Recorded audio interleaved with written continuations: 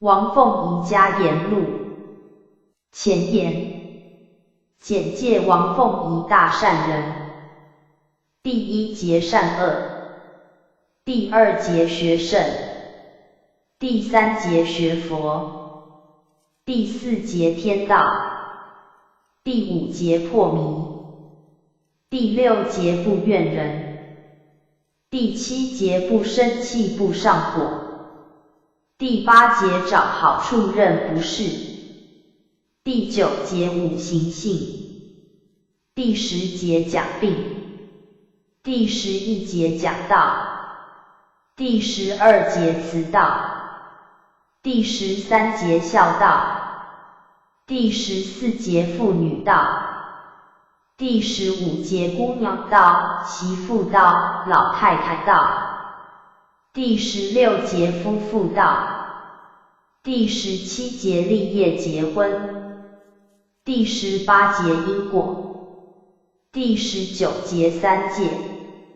第20节三性，第21节三命，第22节性命，第23节立命，第24节化性，第25节学道，第26节悟道，第27节道德会，第28节行道作德，第29节四大戒，第30节立志。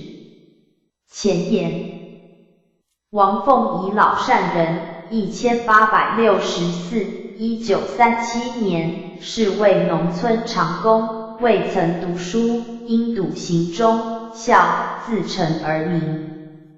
年35，往就有人杨国，行至中途，黑夜见白日，明道。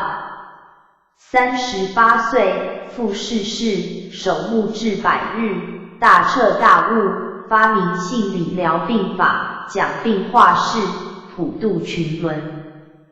王善人讲道，语似礼俗，而意境深远，均由自性中所流露，不拘经教，权宜说法，活泼自然，不仅足为圭臬，且为惊天伟地之代经大法。其要旨在教人尽忠孝之道而化性立命，实行去习性，化秉性，圆满天性，止宿命，了因命，长天命。王善人常说，人是什么性，就有什么命。木性人遭难，火性人受苦，土性人受累，金性人受贫，水性人受气。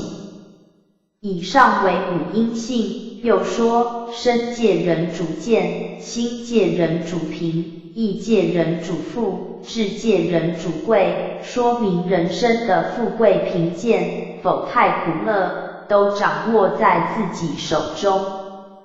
欲窥全貌，就请阅读本书。介绍王凤仪大善人。于凌波。中国过去的农业社会，一般人对于善人都十分尊敬。那个时代，在城市或农村的社会中，有着各种不同类型的善人。他们或修桥补路，或赈灾恤贫，或东设粥厂，下施茶水，或施棺木，施汤药，种种善行，不一而足。然而，时代进步到工商业社会，善人这个名词在社会上消失了，像仁义道德、忠孝节义这些词汇被时代淘汰了似的。此时此的，如果对人说仁义道德，说诚信贞洁，说温良恭俭，一定会被人视为异类，被讥为落伍、迂阔。当然，我不是说当代社会没有人行善，据我所知，默默行善的人不计其数，但是在整个社会来说，以农业社会的道德标准来看，现代以农业社会的惯用词汇用于现代，一定会被人讥为不识时务。像我这种不识时务的人，惯做些不识时务的事。在这个功利主义流行的社会中，我来介绍农业社会的善人，岂不是不识时务？但是我相信，也一定有人认同我这种旧观念，认为善人值得推崇，值得介绍，也值得学习。我现在要介绍的善人，是清末民初的王凤仪先生。清末民初的善人王凤仪先生，名树同，凤仪是他的字。热河省朝阳县人，父名清和，母亲李氏，兄弟4人，他是老二。他生于清同治3年，家庭贫穷，从小为人放牛，长大为人做佣工。他天性奉亲孝顺，做人诚实，为人佣工，尽心尽力，绝不偷懒。他娶妻白氏，兄弟分家后，为及母亲逝世，他迎请祖父到家中奉养，乡里人都称他孝顺。他24岁患疮疾，缠绵不愈，为了生活不得不继续工作。光绪24年，王凤仪35岁，那年正月，在他内地家听一位杨伯先生讲善书，讲的是宣讲时宜，那是一本专讲忠孝节义、善恶报应故事的书，他于听于有兴趣，以后常随杨伯听讲。有一天听讲三娘教子的故事，先是母子争执，后来儿子听了老家人薛宝之劝，跪下认错，母亲承认自己也有不是，母子言归于好。王凤仪听了感触颇深，在回家的路上他自悔自责，怪不得我生疮痨，我一看人家有毛病缺点，我就生气，我是愚人呀。他一路责问自己，我专找人家的毛病，那怎算对？看人不对我就生气，那怎算对？他深自悔悟，第二天，他身上的皮肤病尽发了。这以后，他经过了几个月的思索，似有所悟，他决定以觉明化俗为己任，乃现身入宣讲善书的宣讲堂。他开始学识字，学善书格言，到各地为人讲病，劝人为善，度人化世。后来他想，欲救人心，必先教育，而教育需由家庭开始，于是他有了倡办女学的志愿。他叫他妻子白氏先进入义县杂木林乡艺塾受学。光绪33年，他开始示范女学，由他妻子充任教员，他自己办市里事务。第一所义学示范成功，1年在锦州杨新屯设立了第2所女学。不意为己引起界的误会，有人造谣称他是邪教，经朝阳县知事王乃彬明察暗访，了解他知识热心办学，别无其他，一场风波始告平息。10年之后，各地仿效，民间办女学成为一种风气。到他60岁以后，热河及东北数十县办学讲道的风气大开，世人称他为王善人。民国18年，他到北京与领导万国道德会的江西章等人见面，众人推举他为吕国道德会宣道部主任。他回到东北后，积极推动万国道会的会务。王善人渡人画世垂40年，于民国26年夏历10月，74岁之年逝世。当代高僧如谭虚法师、定西法师、乐果法师等，都是王凤仪在宣讲堂讲善书时代的朋友。第一节善恶。什么是善？什么是恶？做事合乎道理就是善，背乎道理就是恶，把事做好就是善，把事做坏就是恶，存心公就是善，存心私就是恶。世上有3大恶人，盗贼不算在内。讲道不行道，知过不改过，是第一等恶人，吃点亏心里就难过，占点便宜心里就高兴，是第二等恶人。非分的事，知道不可得而念念不忘，非法的事，知道不可做却偷偷的去做，是第3等恶人。此外，有人夸奖，心里就高兴，受人批评，心里就不快，都是不善的人。占便宜就乐，吃亏就生气，都不是好人。某人跟我学道，也算是个善人，他存的粮多，天旱粮涨价，他就乐啦，下雨粮价落，他就愁啦，哪有一点善心呢？要想当好人非常容易，你看别人做的事，良心上过不去，自己不那样做就是啦。把自己修治好，天下就好了，因为我好了，走到哪儿就好到哪儿。一个人便是一个世界，我好了就是好了一个世界，佛成了就成了个西方极乐世界，耶稣成了就成了个天国。今人都等世界好了再去当好人，岂不知真到世界好的时候，你再想好也来不及啦。第2节学圣。人念古人书，要学古人才对。现在的人光念不学，把书都念书啦。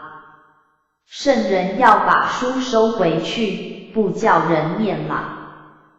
你若立志学古，圣贤人将来世人就得念你，给后人做个榜样，到了大同世界，人人都跟你学，那就是念你。念书学到贵乎实行，身子要低，志向要大，和古人接茬，你也就是古人。人只知念书要多要熟，不知照书去实行，这像看熟了地图，知道各的方位，没能亲临其境，又怎能看见真风景呢？又像念熟了菜谱，没有实际吃过，又哪能尝到真滋味呢？今人念了许多书，知道很多古人，可是一位也没有看上，一位也没合心意，所以一位也没有去学。那就是看起自己啦，可自己又常耍脾气，不知足，这又是自己看不起自己。我看也太愚啦。我从小没念过书，也不识字，听说哪位古人好，我就学哪位古人。若见今人好，我就不离开他，看他怎么行。多知一个人就多知一条道。我初学，羊角哀舍命全交，去救杨国，次学，杨一手坟，给我爹手坟3年。我做一宗事就学一位古人，那古人的灵就来助我。这就是我的，学而时习之，正和圣人的道相合。可惜世人性不真，不肯去学，遇见好人也不注意，那是空学没习。念书不如念人，念人不如念我，念我不如念天。古时念书，每人一本，会念不会用，书是书，人是人，那是一本散为万书。现在我们不用书，光讲道，叫做念我。念明白了再去实行，这是万书人归一本。一是天道，这是念天。念书不如念人，把一个人当作一个字，把一家当作一句，把一村当作一章，把一县当作一本，把一省当作一部。一个字有许多讲，一个人也有许多事，这就叫念人。有一位前清考中的秀才对我说，古人说书内有黄金，我以中秀才，还是受穷，古人把我骗了。我说，你读了很多书，实行了几句呢？你若不照书行，不是古人骗了你，是你把古人骗了。有人问，我早年读书，不敢惜圣惜贤，今日学道，又不敢学佛学仙。听善人说，立地可以成佛，不知我能不能成。我告诉他，念书的人叫圣人给吓住了，不敢去学，学道的人被佛给吓住了，不敢迈步。古时的圣贤仙佛都是人成的，你也是人，要能学他，也就是他，有什么可疑的呢？圣人所以为圣人，就是劝人学道。我们要想学圣人，劝人就是了，有什么难呢？古时圣人是教书成的道，现今的教师也是教书，为什么没成呢？圣人叫人学道，不管有钱没有钱，是以教人为主。现今的教员只知赚钱，不管人成不成。我说圣人凡人的区别就在这一点。我们认识一个人，也不过认识他面貌的大概，就知道他是谁，又哪能把他的肢体毛发处处辨认清楚呢？明道也是这样，读书也是这样。能把大学头一章念明白，一切人道都知道了。把中庸的头一章念明白，天道就都明白了，成神成佛，为圣为贤都用不了，可惜人都是误广而荒啊。孔子老年和群弟子言志，他愿老安少怀，光只说没有做到。我立了许多安老院和怀少园，是替孔子还了大愿。孔子传道，光只教男子，没教女子，我办女学是补孔子的漏。第三节学佛，存佛心，说佛话，行佛事，当体成真就是佛了。现今学佛的人，大都从欲明明德于天下上去用力，不知从修身、正心、诚意、致知、格物上入手，所以不能成佛。人都不知顾名思义，不知我佛就是我自己，偏向外求，越求越远。所以古人说，佛在灵山莫远求，灵山只在汝心头，人人有个灵山塔，好向灵山塔下修。现今的人都被大帽子扣住了，学佛的人便以为佛是独一无二的，谁也不能学。若有人说要学佛，就以为狂妄，认为是侮慢佛。其实这样人是把佛看小了。如果人人行佛道，人人是佛，那该有多么好！佛是愿意人人都能成佛，不是自己成佛就完了。佛的心里不但愿意人人都能成佛，并且愿意能比佛更高级等。人也必须把人教得比自己高，才算对得起人。普通人以为别人的事与自己没有关系，所以不注意。不知人就是我，我就是人，人我本是一体。把人我一体做到了，才是佛界人。人说佛国里一人有饭吃，大家都有饭吃；一人有物用，大家都有物用。为什么呢？因为没有人我的分别，所以没有人我的分别才是佛国人。学好是学好，学道是学道，分不清可不行。某人开口就是佛，我专讲我。佛是人的榜样，照佛说的去做，才能成佛。天天讲佛，日日说佛，显示自己知道的多，那是学好，不是学道，像开个谎花，不能结果。人都念已成的佛，我念未成的佛，使他成佛，才是真念佛。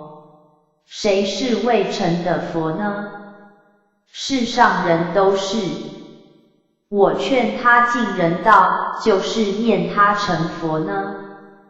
岂不知佛不是空念成的，是由真贪里漏下来的。我不真贪，也劝人不真不贪，人还不信，真招笑。佛是人成的，今天不求人道，先求佛道，真是舍近求远。我是从扛活、用功上的道，人都轻视我。有一年某人是向我说禅机语，芥子能藏须弥山，我说是我。他说请解释，我说我这个人活在世上，真像一粒芥子那么渺小，可是我的心里藏着佛国、天堂、苦海、地狱四个大世界，不正是说我吗？八德是8个门，都能进入佛国。不过人应当从哪个门进，就由哪个门进，这就是素位而行的意思。我是由忠、孝2个门进来的，给人放牛、扛活全部报定一个忠字，对老人报定一个孝字，这是我敢自信的。人不得道是由于性、心、身未能合一。身子做事，心里想别的，是心和身不合一，遇着逆境受不了，生气上火，是性和心不合一。必须3合一，才能得道。要想成佛，还得4大界合一。今人只用心念佛，身口与佛相违，怎能成佛呢？我早年劝世，不敢带书，怕人问我是什么教。我遇着什么教就是什么教。那年我到朝阳基督教会，有人问我是什么教，我说没教。他把我好损，讽刺讥笑，说你没教还没父母教吗？其实理是一个，人若不真也难成道。第4节天道，人做事要先听听天的口气，人赞成的就合天心，人反对的变为天意。谁说天不会说话？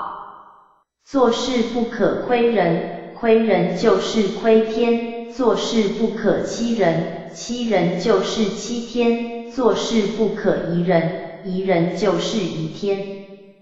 你不信天，天就不保佑你。想见天心，先看人的心；想闻天言，先听人的话；想知天意，先查人的意。人就是天，人就是天，所以说话要凭天理，做事要顺人心。人若抱屈就是怨天，人若徇私就是为天，人若养性就是是天，这叫天人一致。小人做事好欺天，因为他背着人，唯恐人知，终归瞒不了人，就是瞒不了天。欺不了心，就是欺不了地。如果有一个忤逆不孝的儿子，打他自己的爹妈，并没有打别人的爹妈，可是人都恨他，这正是天恨他。再如有一孝子，孝顺自己的爹妈，并没有孝顺别人的爹妈，可是人全敬他，这是天敬他。骂人的人，打人的人，人必定不愿意他；被骂的人，被打的人，人一定可怜他。这正是天心八件处。人和天是通着的，合乎人道就合天道。顺天天就应，逆天就降灾。若以为天道不可靠，是不知天。以天命为主的是对天算账，人若信天，天绝不负人；若是信不着人，就是信不着天。你不信人，人也不信你。我的道就是人的道，信着人就是信着天了。人要能对天办事，对天说话，对天算账，照天理去行事，才合天道。你要学好，人就要管你，不是人管你，是天管你。学道的人要注意，天要管你，你可不要生气呀。人的天道才能享天福。天道虽远，知天很难，可是缩回来，知性是最近的路。性中有天，命就是人。知人知性就知天，何必远求呢？人为什么要研究天呢？因为与天道不合，离开天了，不是任性，就是怨人，所以才招灾长病。道生天地，天地生人，人的天地的灵，是天地的代表。天不说话，人能说话，的不能做，人能创造。我说天地就是我，也就是道。万物都是我的，也不是我的。人和天地一般大，要能以天地为心，就和天地是一体，才能和天地相通。所谓善必先知之，不善必先知之。人被物欲所蔽，才以为天地不通，所以祸来了不知道，得来了吓一跳。性是天的道，诚是天的心。尽性就是是天，尽一分性，就知一分天；诚一分意，就知一分心；就尝一分天理，就除一分人欲。尽性尽到极点，就和天是一体啦。人能得着天道，就算和天皆察皆灵了，知进知退，没挂没碍，才能无入而不自得，与天地同体。人本来和天地是一体，有不明白的事，只要向天去求，没有得不到的。有不如意的事，或是含冤莫生，只要向天说出，也自然了却啦。第5节破迷。人迷在什么上受什么害，所以富的死在富上，贵的死在贵上，多情的死在情上。能脱出来才算有道，脱不出来就是迷人。人说狐、黄、白、柳、狐仙、黄仙、尾仙、蛇仙会迷人，我说世上就是个万迷阵，没有一样不迷人。上等人迷在礼上，迷在文字或宗教上；中等人迷在名利、儿女上；下等人迷在酒色上，一辈子也打不开阵；最下等人迷在鬼神、吃穿上，死了拉倒，实在可怜。必须4大界分清，才能不迷。世人都被鬼迷住了。暴驱的是驱死鬼作祟，生气的是凶鬼作祟，上火的是急鬼作祟，怨人的是冤鬼作祟，定不住性的是无常鬼作祟。此外，好酒的是被酒鬼迷住了，好烟的是被烟鬼迷住了，好色的是被色鬼迷住了。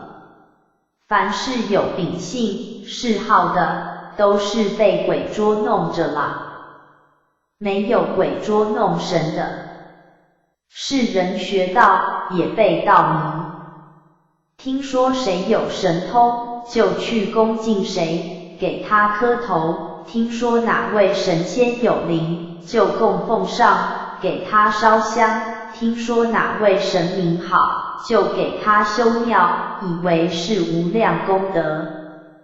这和小人谄媚有什么不同？那叫迷惑。还有贪心用事的，为了求福，离道就更远了。我才说，他修庙，我修神；他修房子，我修人。人有迷于财色，有迷于烟酒，有迷于儿女的，没有儿女盼儿女，过防儿子，抱养女儿，又为儿女争贪，忘了孝道，世界才坏的。周围的人迷我，恭敬我，抬举我，说我有道，其实我没有迷人，人偏来迷信我。世人都说念经是修好，只念不修哪能好？吃素的人，人称他为善人，其实吃素只是了断回圈，你不吃他，他不吃你。烧化纸钱说是解冤，人的冤还不能解，怎能解鬼的冤呢？那年我在锦州，邱老伯念了一早晨咒，我问他念什么，他说念解冤咒，能够解冤。我说，若能不怨人，就可以解无量的冤。耍脾气的人都有仗势，贵人耍脾气仗着势，富人耍脾气仗着钱，穷人耍脾气仗着穷，小孩子耍脾气仗着小，立业人耍脾气仗着立业钱，都是迷人。看起来发大财，当大官也不是好事，被名利所累，为名利所迷，不如没有道轻快。人能在名利之中，超出名利之外，才算出数，才是真人。世人有迷信八门的，每逢要出门或做事，都要看八门。迷信八字的，常请瞎先生批八字。依我说，孝、悌、忠、信、礼、义、廉、耻是极好的八门，人要由这些门走，那八字也没个不好，成圣成贤都用不了。不过也要看自己应该从哪个门进，就走哪个门进。我是由中字门进来的，从小给人放牛，长大给人扛活，后来在家种田，入宣讲堂劝善，办女义学和道德会，我敢说没有一件不是忠诚去做的，有了一个忠字，其他的七德也就不缺了，我的八门和八字还会不好吗？世人又何必迷信呢？第六节不怨人。我常研究，怨人是苦海，越怨人心里越难过，以致不是生病，就是招祸，不是苦海是什么？管人是地狱，管一分别人恨一分，管十分别人恨十分，不是地狱是什么？必须反过来，能领人的才能了人间债，尽了做人的道，能度人的就是神，能成人的应当是佛。君子求己，小人求人。君子无德怨自修，小人有过怨他人，嘴里不怨心里怨，越怨心里越难过，怨气有毒，存在心里，不但难受，还会生病，等于自己服毒药。人若能反省，找着自己的不是，自然不往外怨。你能不怨不能的，你会不怨不会的。明白对面人的道，就不怨人了。现今的人都因为别人看不起自己，就不乐。其实我这个人，好就是好，歹就是歹，管别人看得起看不起呢？只是一个不怨人，就可以成佛。现在精明人都好算账，算起来不是后悔，就是抱屈，哪能不病呢？读书人属金，金主开辟，士子读书，古今中外无不研究，是最明理的人，绝不许怨人。别人不明理，是读书人没把他教化明白，怎敢怨人呢？当官的人属火，火主明理，明理不怨人。百姓不好，怨自己没治化好，怎能怨人呢？善人不怨人，怨人是恶人。贤人不生气，生气是愚人。富人不占便宜，占便宜是贫人。贵人不耍脾气，耍脾气是贱人。不怨人三个字，妙到极点啦。第七节不生气不上火。我常研究，火逆的多吐血，气逆的多吐食。要能行道、明道，气火就都消了。上火是龙吟，生气是虎啸，人能降服住气火，才能成道。有人惹你，你别生气，若是生气，气往下行变成寒。有事逼你，你别着急，若是着急，火往上行变为热。寒热都会伤人。修行人遇好事不喜，遇坏事不愁，气火自然不生，就是降龙伏虎。能降服住，他就为我用；降服不住，他就是妖孽了。气火是两个无常鬼，能把他们降服住，火变为金童，气变为玉女，我自己就成佛了。被人惹的生气，气变为寒；被事逼的着急，急便是火。不能自主的就不能自了。秉性、脾气一动就是火，私心一动就气。古人说降龙伏虎，就是把气火制住。真能治住，生界还有不成的吗？秉性用事，鬼来当家。因为生气上火一定害病，害病就是被鬼打倒了。正念一生神就来，邪念一起鬼就到。可惜人都不肯当神，甘愿做鬼。生气说话是鬼说话，上火说话是妖说话。若能时时醒察，常常涵养，就能降妖除鬼。修行人常说一尘不染，我以为一切不着住才是一尘不染。若是遇着不如意的事，就动了性，耍脾气；不顺手的事，就动了心，正是染尘了。气属阴，火属阳，谁使你不乐呢？就是他们两个，志是能化他们的。火是由心里生的，人心一动就生火。一着急，火往上升；一动念，火向外散。若能定住心，火自然下降。不守本分的人，额外的贪求，火就妄动。若能把心放下，不替人着急，就不欺祸，该有多么轻快。动性是火，心里生气才是气。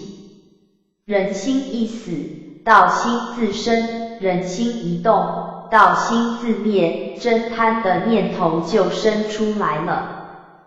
因真生气，因贪上火，气火攻心，整天烦恼，就是富贵也没乐趣。所以古人治心如同治病。我说把心掐死，该多么省事。若是把人比作一颗白菜，生气是受了风灾，暴屈就是生蛆了，动性耍脾气就是被雹子打了。第八节找好处认不是。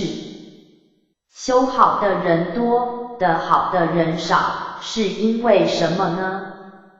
就因为心里存的都是别人的不好，又怎能得好呢？找人好处是聚灵，看人的毛病是收脏。聚灵是收阳光，心里温暖，能够养心；收脏是存阴气，心里阴沈，就会伤身。人人都有好处，就是恶人也有好处，正面找不着，从反面上找，土匪还有个义字，若是出卖朋友，义字一到，一定落网。所以我说，找好处是暖心丸，到处有缘，永无苦恼。心里常存别人的好处是存阳，常存别人的坏处是存阴，不可不分别清楚。愚人好自用，自以为是，不找人好处，所以多怨，多怨就多苦。贤人能救下，只怕自己有不是，好取人长处，所以多义，多义就多财。找好处能生启发力，能接万缘，是破罪障的根。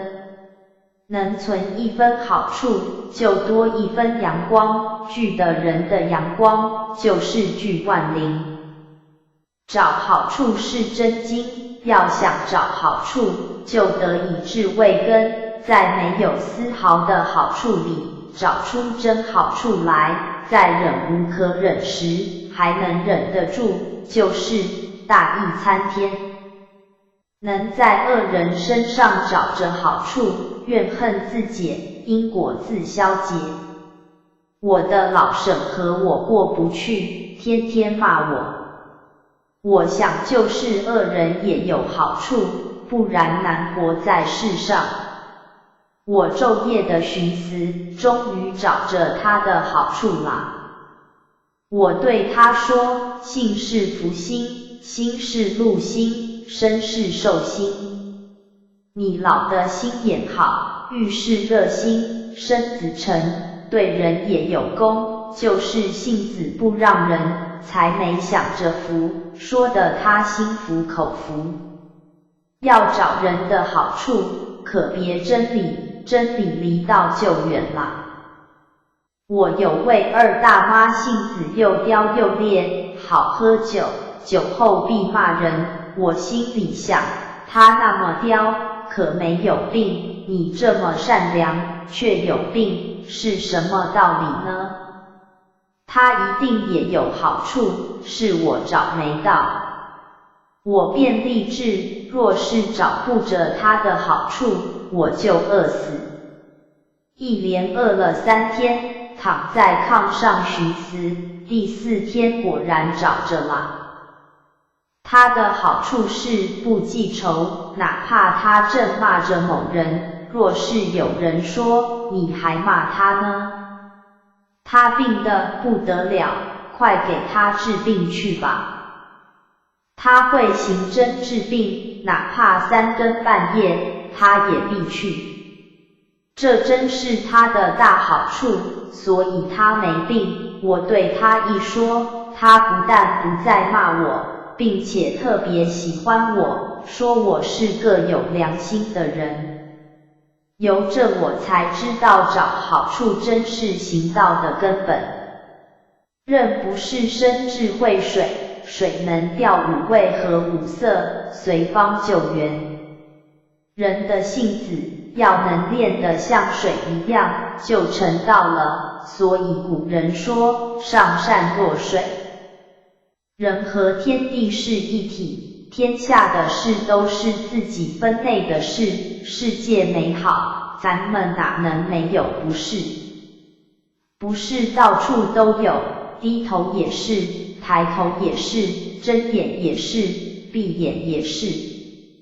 看妻子不好是低头不是，看老人不对是抬头不是，看别人不对是睁眼不是，心里寻死别人不对是闭眼不是。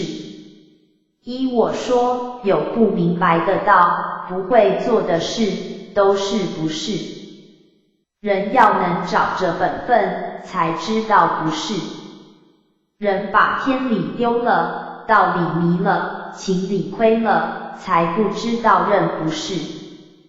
真知性的人，准能认不是。就是一草一木也要知道它的性，要是误用了它，也是亏负它。要真知性，不必去求，自然归服你。明白人以天性为主，以道心为用。一物不知，对不起一物；一人不知，对不起一人。能这样想才算明白人。要能把不是认真了，自然神清气爽，心平气和。找好处，便是轻轻上浮者为天，认不是，便是重浊下凝者为地。认不是生智慧水，找好处生响亮金。找好处开了天堂路，认不是闭上地狱门。认不是圣福，清凉散，找好处慎用，暖心丸。第9节五行性。我所讲的五行，是以木、火、土、金、水5个字代表来说的，和佛家的5戒、道家的5元、儒家的5常是一样的。我所说的五行，和佛家的5戒是一样的。生怒气，木便是杀，好穿好衣服，求好看；火便是淫，买东西少给1文钱；金也是道，好吃好东西；水便是酒，说半句谎话；土也是旺。木性人招难，火性人受苦，土性人受累，金性人受贫，水性人受气，像聚宝盆似的，内里有什么就聚什么。太上说，祸福无门，为人自招，一点也不错。所以我说，好事歹事都是性子招的。人的苦都在性子中呢。不服人是因木，好真理是因火，好怨人是因土，好分辨是因金，好烦人是因水。天父的性叫天性，天性是不偏不倚的。人父的性叫秉性，秉性是有薄有厚的。后天的性叫习性，习性是有善有恶的。天性不清不能明，秉性不化不能灵，恶习不除不能立。秉性中偏于木的说话壮人，偏于火的说话撩人，偏于土的说话压人，偏于金的说话刮人，偏于水的说话淹人。人能化除秉性，自然天性用事了。常人的性子都有所偏，偏于火的真理，偏于土的欺人，偏于金的伤人，偏于水的淹人，偏于木的不服人。要能化除这一偏之性，自然得道。知止而后有定，是阳木；定而后能静，是阳火；静而后能安，是阳土；安而后能虑，是阳金；虑而后能得，是阳水。大学头一章把做人的道说透了。中庸的头一章把天道说透了。真水是佛的根，真阳木性人有主意，能忍辱，能利万物。真火是神的根，火主明理，知时达物，能化万物，不为万物所居。真土是道的根，性因果，能容能化，能生万物。别人坏是别人的因果，你不要怨他，也不要替他着急。真金是仙的根，能找人好处，找好处生响亮金，和人聚万缘，有义气，有果断力，遇事迎刃而解，能创万物。真水是圣的根，能任不是，任不是生智慧水。性柔和，能养万物。人如果的不着真五行，固执秉性用事，就死在五行里啦。达天时是阳火，性因果是阳土，找好处是阳金，任不是是阳水，能受气是真阳木，这是真五行。现今的天时，人人性里都有火，火性人主贪，好真理，所以才争贪不已，战乱不息。不争不贪是真阳火，真阳火才能达天时。达天时不争不贪。第10节讲病。种瓜的老叟，看瓜的好坏，不必用手淡，也不必用鼻子闻，只凭眼力看就知道，看人也是一样。有个老太太，自从过门就挨男人骂，一直到老。她问我她为什么挨你呢？我说只看你那副阴沈沈的脸，就该挨你。你以后纺线或是做针钱活计时，常用小镜子自己照照，看有没有笑容。若是有了笑容，就不挨你了。她照我说的去做了，她的男人不但不再骂她，反而对她非常好了。有个乔老太太有病，请我去讲病。我叫她找做老太太的道，能找着就好了。她就每天呼唤说，真老太太呢？几天后，多年的病一下就好了。有位向太太雇了个男童，他天天看他不对，日久向老太太病了，请我去讲病。我说这孩子是个孝子，14、15岁就能赚钱奉养父母。你不但不爱他，反而烦他。你儿子20多岁，不好好念书，不好好做事，每年花你许多钱，你还是爱他，你的心也太偏了。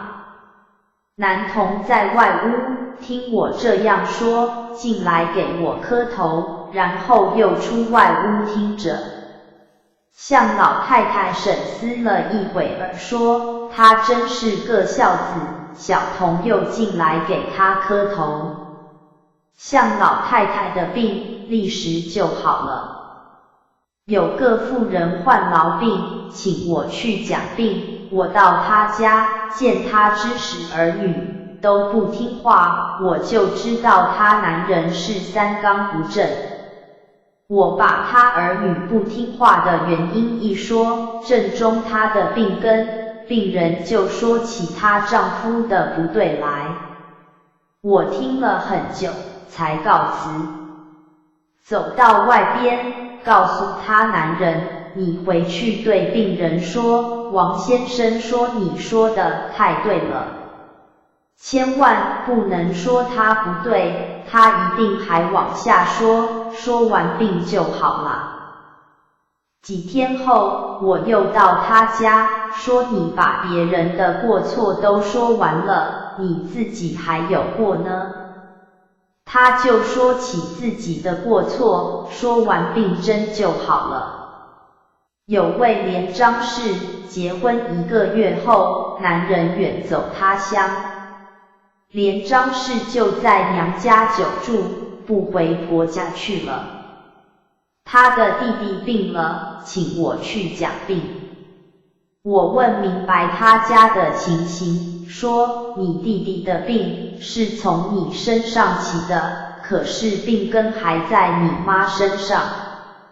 你是媳妇本分，虽然男人不在家，也应该时常回家探望婆母。能这样做，你弟弟的病就好了。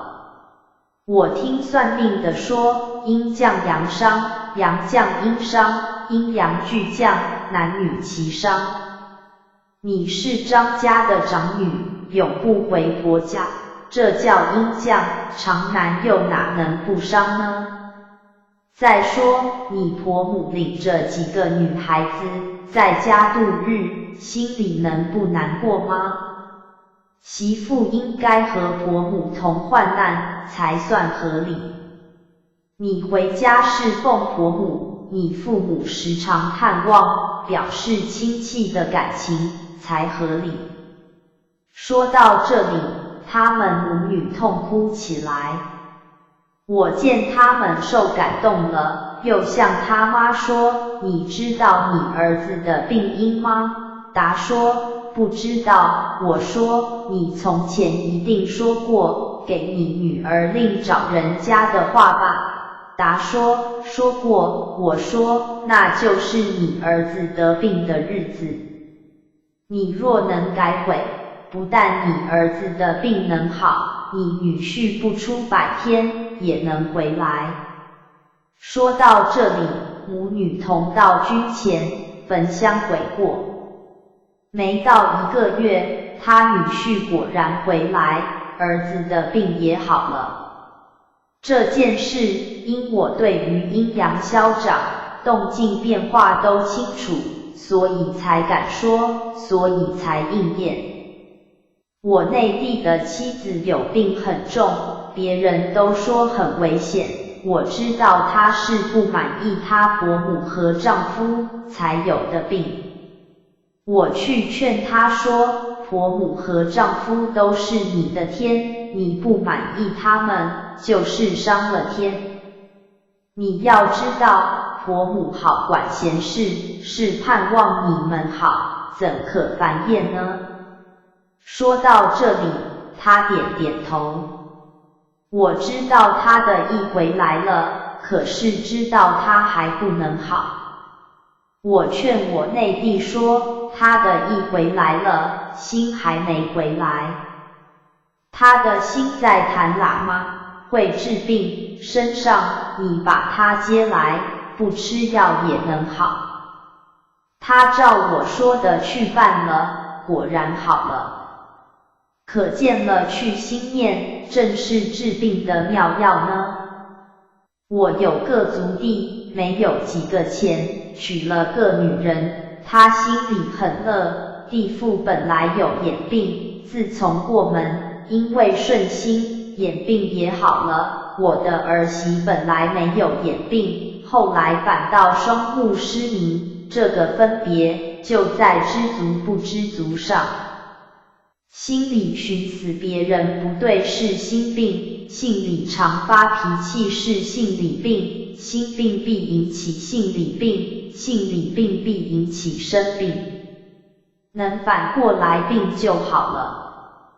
据我讲病的经验，在家的病非出外不能好，在外的病非回家好不了，因为病在心里，心治不了病是不能好的。有病是苦的，你若是故意的乐，时间久了，真乐就能生出来，阴气像一股烟似的飞了出去，百病全消。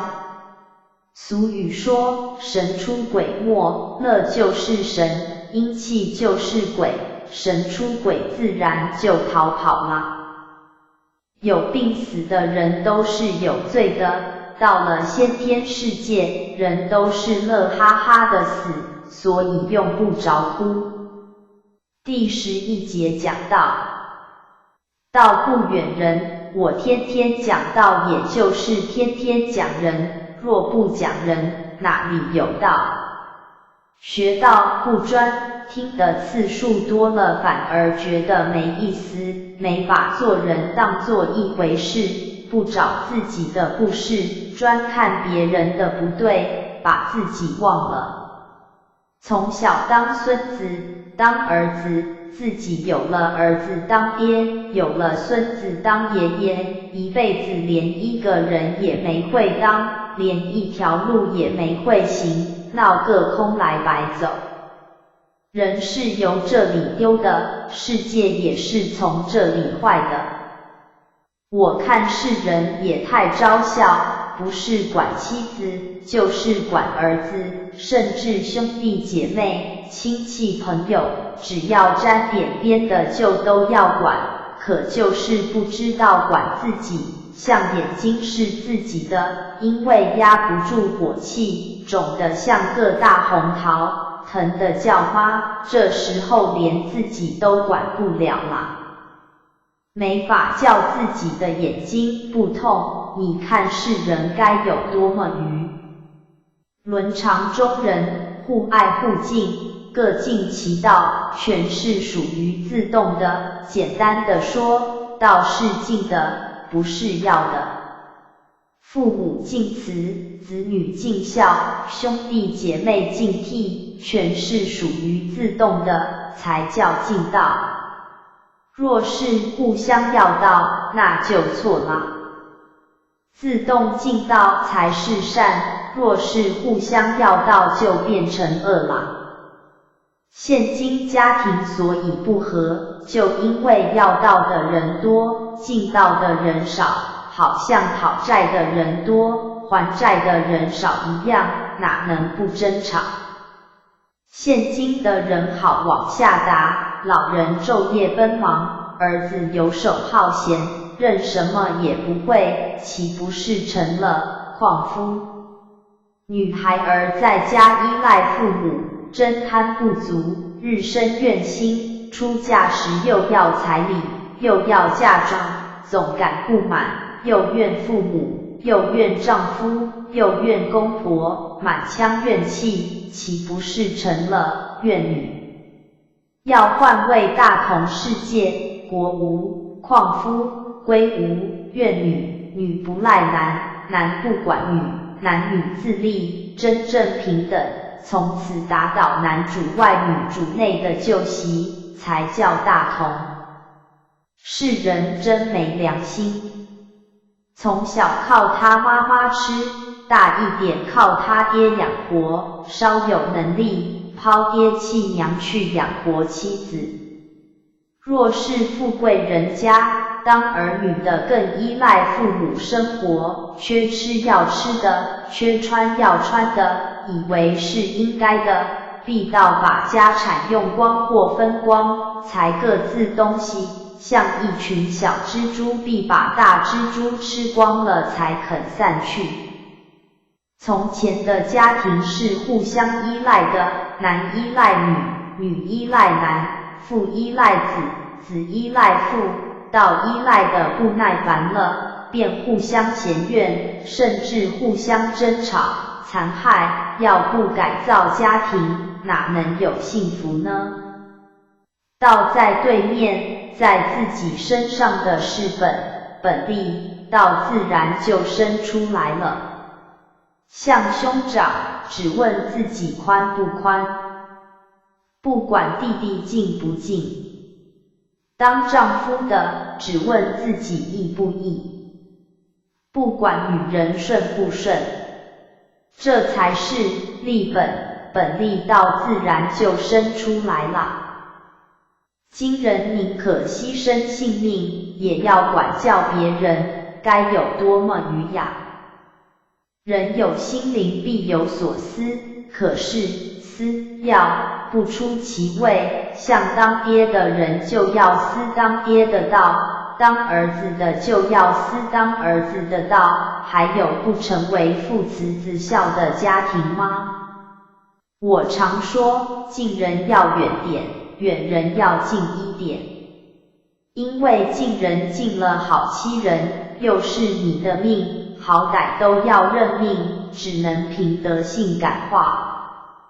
对于近人，好也不许说，歹也不许说，还不许心思，只许劝，不许管。劝也有数，劝妻1次，劝儿女3次，劝弟兄4次，朋友5次，劝父母没次数。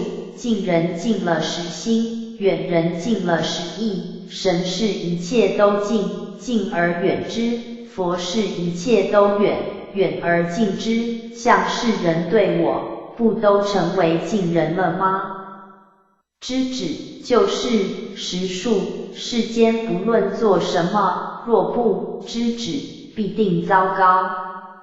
肉好吃，吃多了伤人；烟酒好用，多酒醉人。能办事的，办多了累人。被事绊住撒不开手，被人黏住放不下心，被物累住脱不开身，全是迷人。人不是为1、2个人活着，当官也有数，发财也有数，过家也有数，孝亲也有数，能给父母立业就算孝到头了。这是从世间法来讲，如果能劝父母念佛求生西方极乐世界了脱生死，直至成佛，乃是大孝。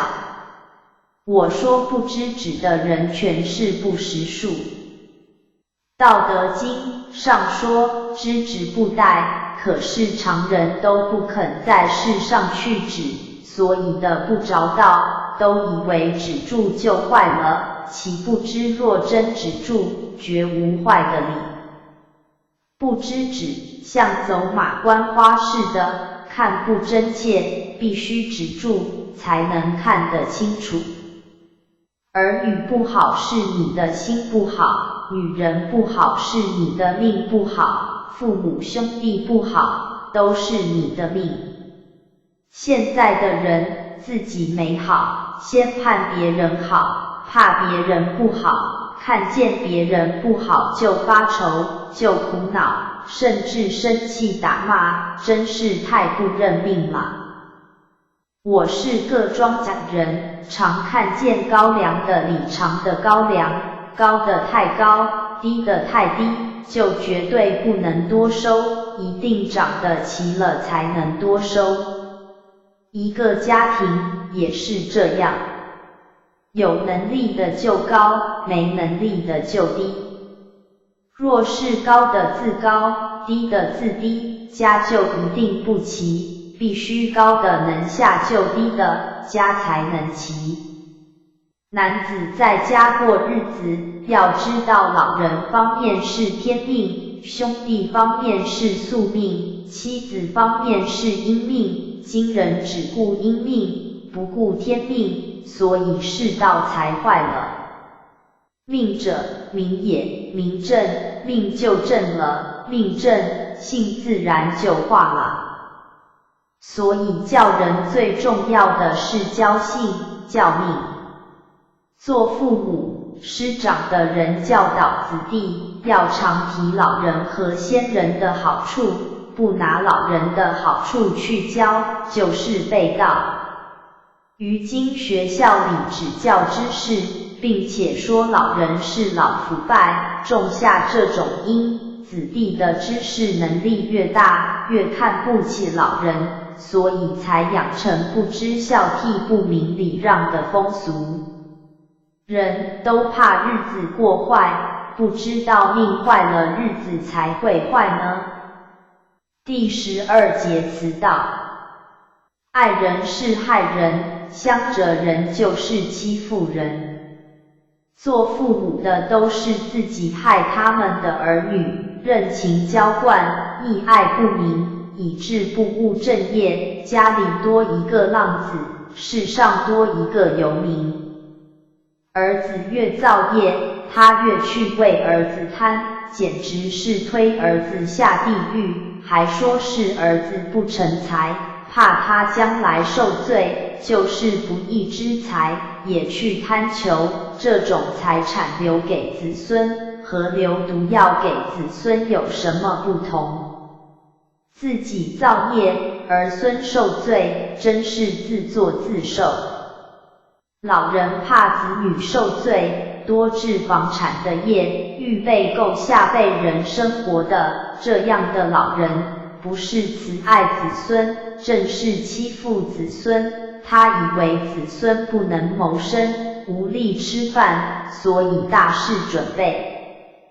对外人刻薄签令，专为子孙积蓄，子孙们什么经验也没有，只能吃喝玩乐。到后来真落到没有饭吃，不能生活了。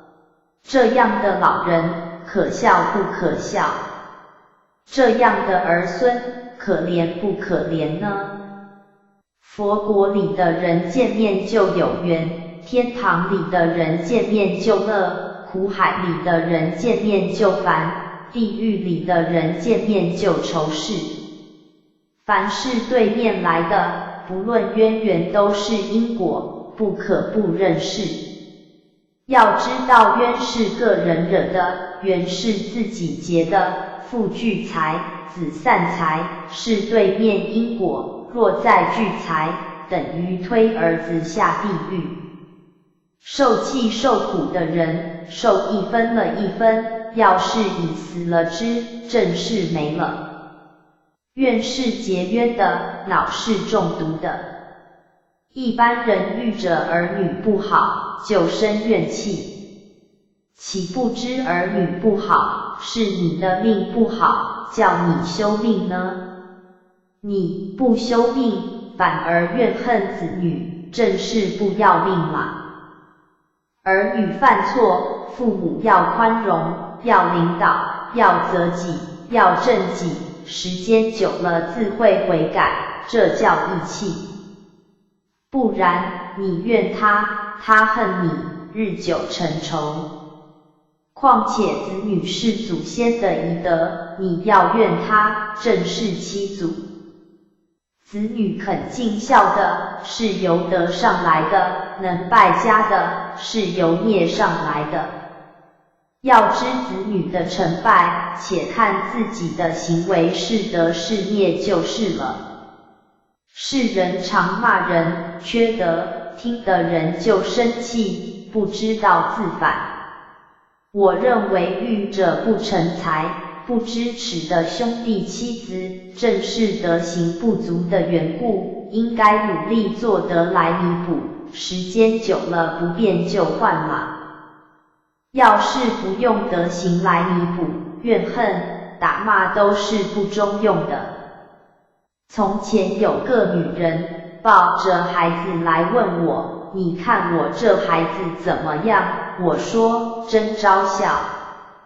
你自己和的面，你自己拌的馅，包出的饺子来，不知道是什么面，什么馅，倒来问我。这和种田是一理，自己下什么种，将来准打什么粮。我儿国华问我，你领着男男女女的今年讲道，说是做德，究竟德在哪里呢？我对他说，我当年扛活1年赚70吊钱，你现在每月赚100元，你比我强，这就是我有德。将来你的儿子若是比你强，就是你有德。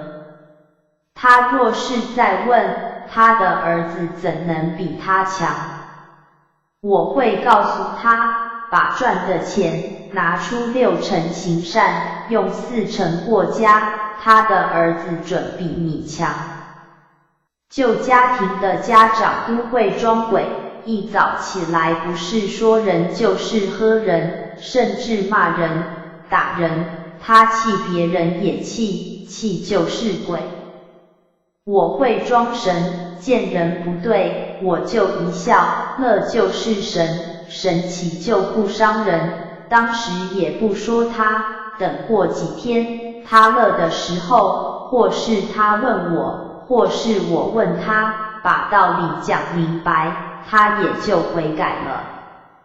就是小孩子不听话，也说他听话，好哭也说他不好哭，日子久了，自然能改过来。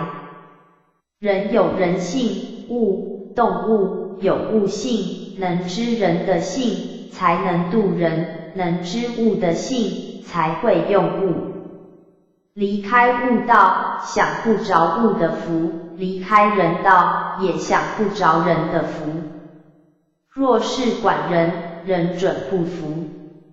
要会领人，夸他的好处，提他的阳光，他才乐意听从。对于物类，也要温存他，不可以打骂，人和物是一理，这就是率性。可是人总好管人，虐待物，简直是推他下地狱，撵他下地狱。老人要知道儿女的好处，就是责备他，他也乐意。所以说，找好处开了天堂路。道是天道，人人都有，并没有离开人，因为人是天生的，什么时候求，什么时候应，什么时候用，什么时候有，天并没有把人忘了。像当老人的，若是每天问老人怎么当，问过100天，准能得着命。有不会的道，只要问真了，自有明白的一天。可是人做事，若是不循天理，不孝老人，就是把天忘了，天也就不理他了。以致当人就是个真。若是老公公被儿媳妇骂了，便该立志说，你要能骂动我，算我当不起公公，能这样定住就是佛，是佛就有神来保护。以义为主就是个乐，乐就是神。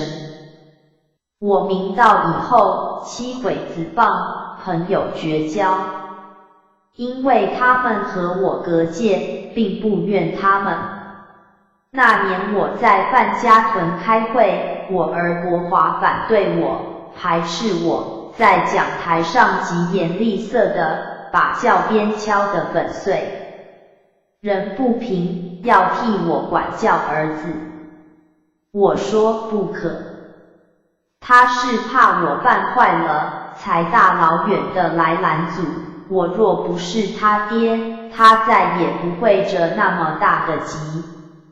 我是制戒人，不用说他打黑板，他就是打我，我也不动，准当得起爹。我若是动性骂他，打他，就是无道了。儿女是世上的，有了能力应给世上服务。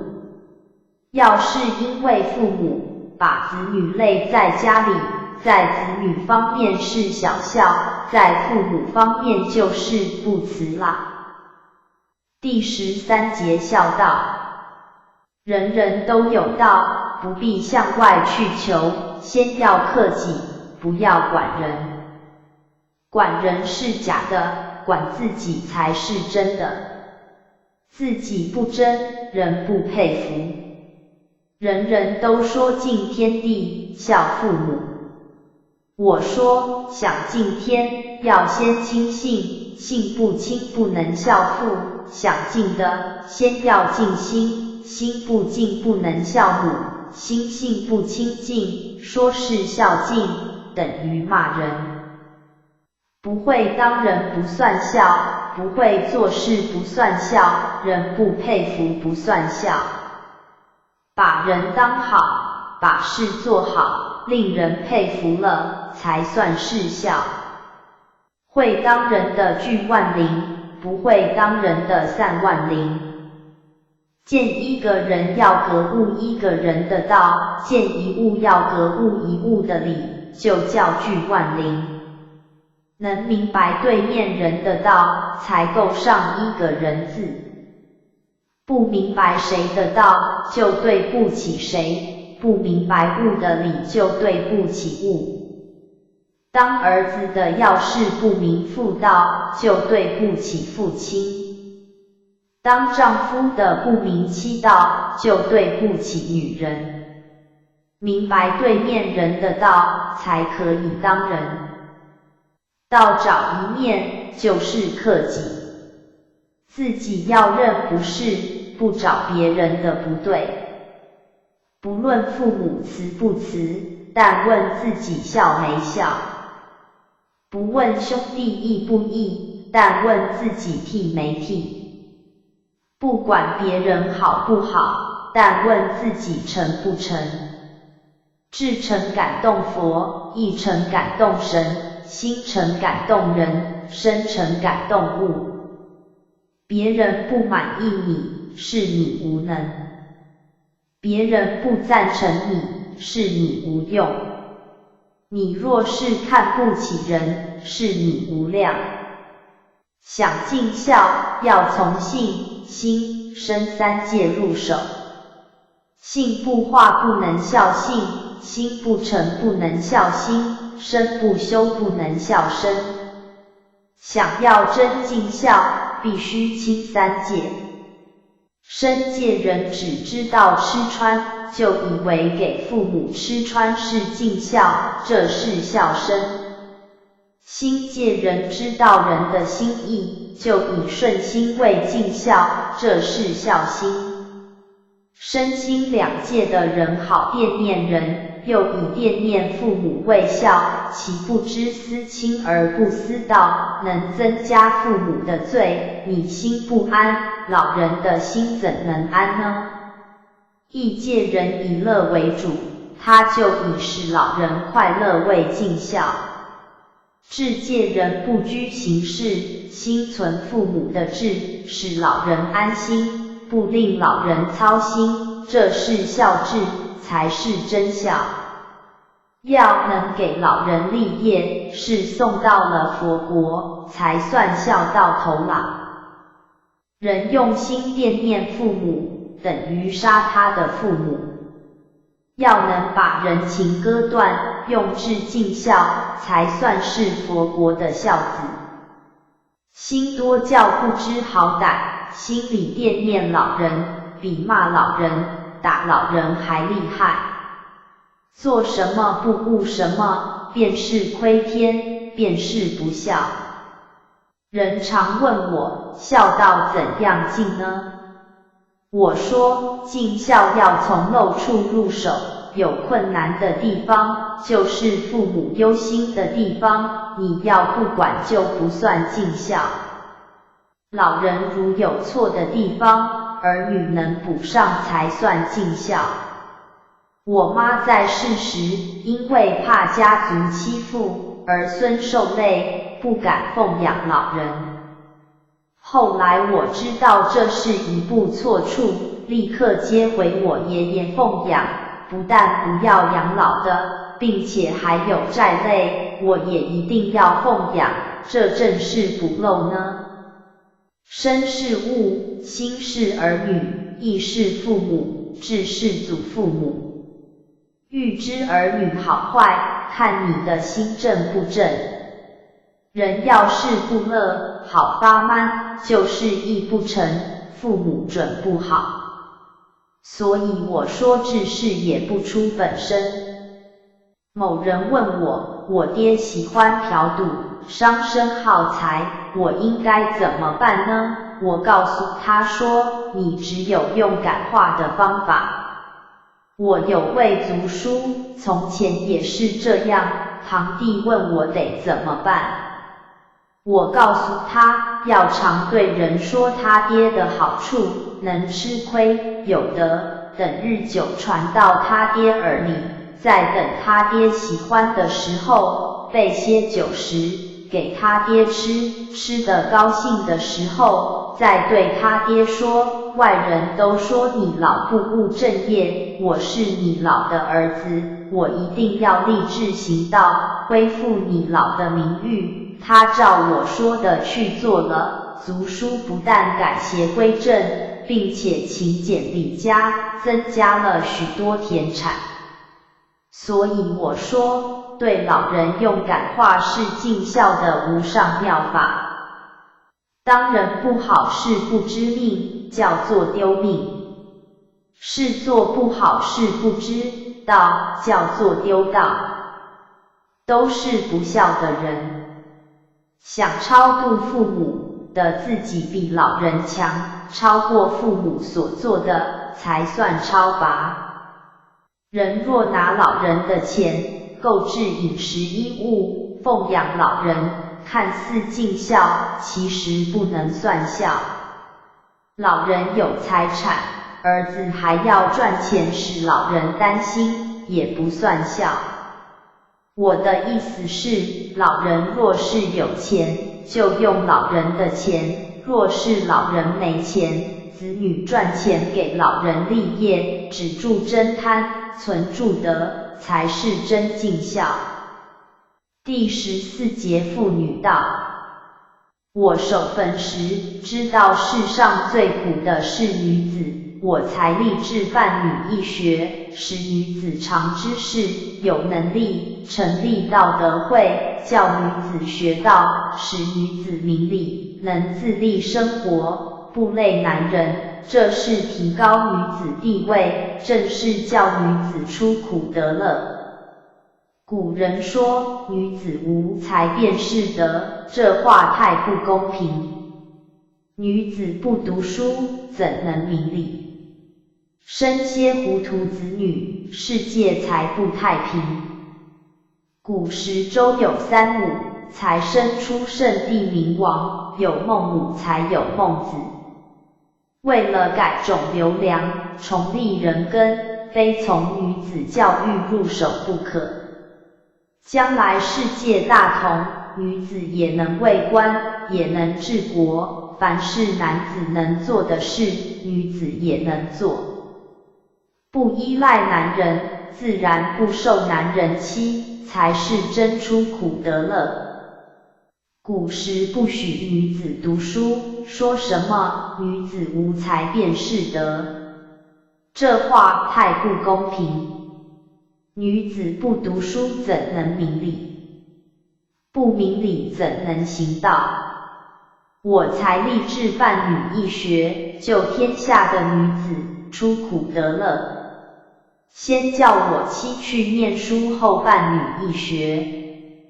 当时官府不许可，常被解散，他在此的解散，我到别的地方去办。后来国家也立女学了，我的志愿达成，又立道德会，使女子明道，劝世化人。这也是破天荒，从来没有的事。我儿说我经其利益，岂不知我教女子，正是翻世界。古时圣人专教男子，可说是先来开天。现在我教女子是后来辟的，从此否极泰来，女子都能明道，化除秉性，涵养天性，懂得诚意，存心不杂。女子存什么心，就生什么样的子女，分毫不会错。男子化性是天清，女子化性是地宁，天清的宁生个小孩赛神童。我们人生在世，第一不要迷信。大家恭敬我，信仰我，说是我有道，这也是迷信的话。道是人人所固有的，守住本分行事，就合道了。比如说女子要学孟母，孟母能自立，能教子，为万世女子师表。你们女界要能立志去学她，不也就是第二个孟母了吗？孟母的道不也就是你们的道了吗？女子多苦，因为不知足，好往上比，见人家有，她也想要，不知道自己的命和别人不一样，风俗就因此坏的。男人为难他不管，手是非带不可。把人看轻，把物看重了。认为男人为他劳役是应该的。对于男人，不是看着，就是管着，轻者把男人罢去，重则把男人累死。抛弃公婆，领着男人出外另过生活，任性而为，怎能没罪？即使有儿女，也难出柜。道在下品，不在高处，高处有限，低处才有道。人能以贵就贱，以高就低，才能出柜，托起于人，才是贤人。像刘敬义老师，原本是清修，他悟明白了妇女道，甘愿下嫁又愚又笨的李永成，伸手就得，毫不费力。往下一矮就出柜，往上一摊准不足，往小一缩就厚实，往大一摊就薄了。别人比你强，你就不出柜，他不嫌李永成傻，就是贤人。世俗的人都是知进不知退，像打仗似的，入了阵不能破阵，怎能不受害呢？就像当媳妇的，未出嫁前不明白丈夫家的道，出嫁后又不知道全家人的好处，这正是知进不知退，所以都离了道啦。离了道还想家道昌盛，子孙发达，那不是缘木求鱼吗？爱不重不生娑婆世界，没罪不投生女生。既生为人，就该行人道，人道尽天道反。可惜人都不明白，只想享福不知尽道。吃穿等死，与世无异，这是自暴；孤阴不生，自寻烦恼，这是自弃。人秉阴阳而生，道在阴阳之间，为了自然没苦，怕苦而不尽道，正是为天，怎能成道呢？世间最苦的是寡妇，古时丈夫死了，女人以守节为贤，那也不合道。有应守的，有不该守的，若是公婆年老，无人侍奉，儿女年幼，无人抚养，或是性好清净，可以守节。如果公婆年壮，又有叔伯，再没儿女，自己又年轻，可以不守。要是舍不得富贵，那叫守财；改嫁怕受苦的，叫做守身。如果再整天苦恼，疾病缠身，就是守苦啦。必须行道，才算守节。男人中途丢下父母死去，也是有亏孝道。守寡的人，要能替夫尽孝，才算合道。所以守寡的人责任更重，怎么可以自恃欺人呢？又怎可灰心退志呢？第15节，姑娘道，媳妇道，老太太道。姑娘性如棉，质未根，心存人好处，身有补助力，以提满家为己任，做一家的贵心。媳妇性如水，意未根，身子要勤，心感一家恩，以托满家为己任，做一家的喜心。老太太性如灰，质未根，身子要稳，心存人的道，以兜满家为己任，做一家的福星。这是妇女的真道，不要轻视这几句话俗气，谁能悟透谁有福享，千万别当口头禅，会念就算了。必须实行出来，才算得到。质未根是不贪，性如棉是不争，用棉花纺线，绵长不断，姑娘的意也要像那样长。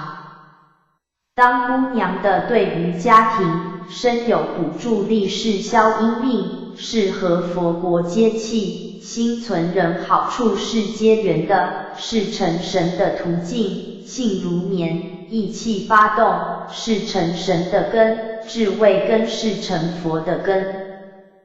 姑娘是世界的源头，源头不浊，水流自然清洁。当姑娘的要是好退缩，不肯讲姑娘道，就像有灯无光一样。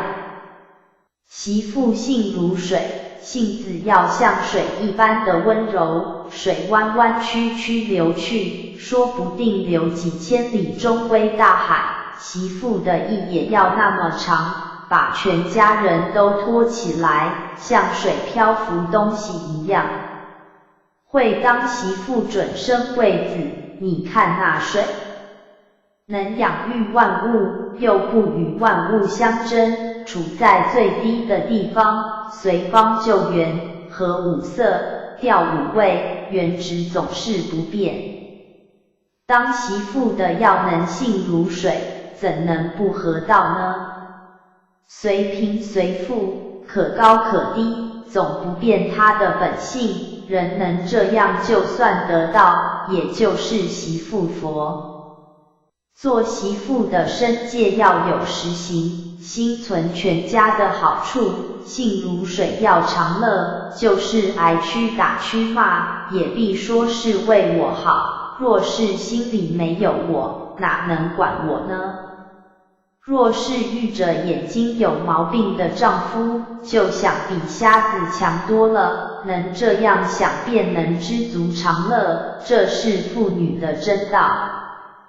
道为什么丢了呢？就因为什么人不讲什么道了。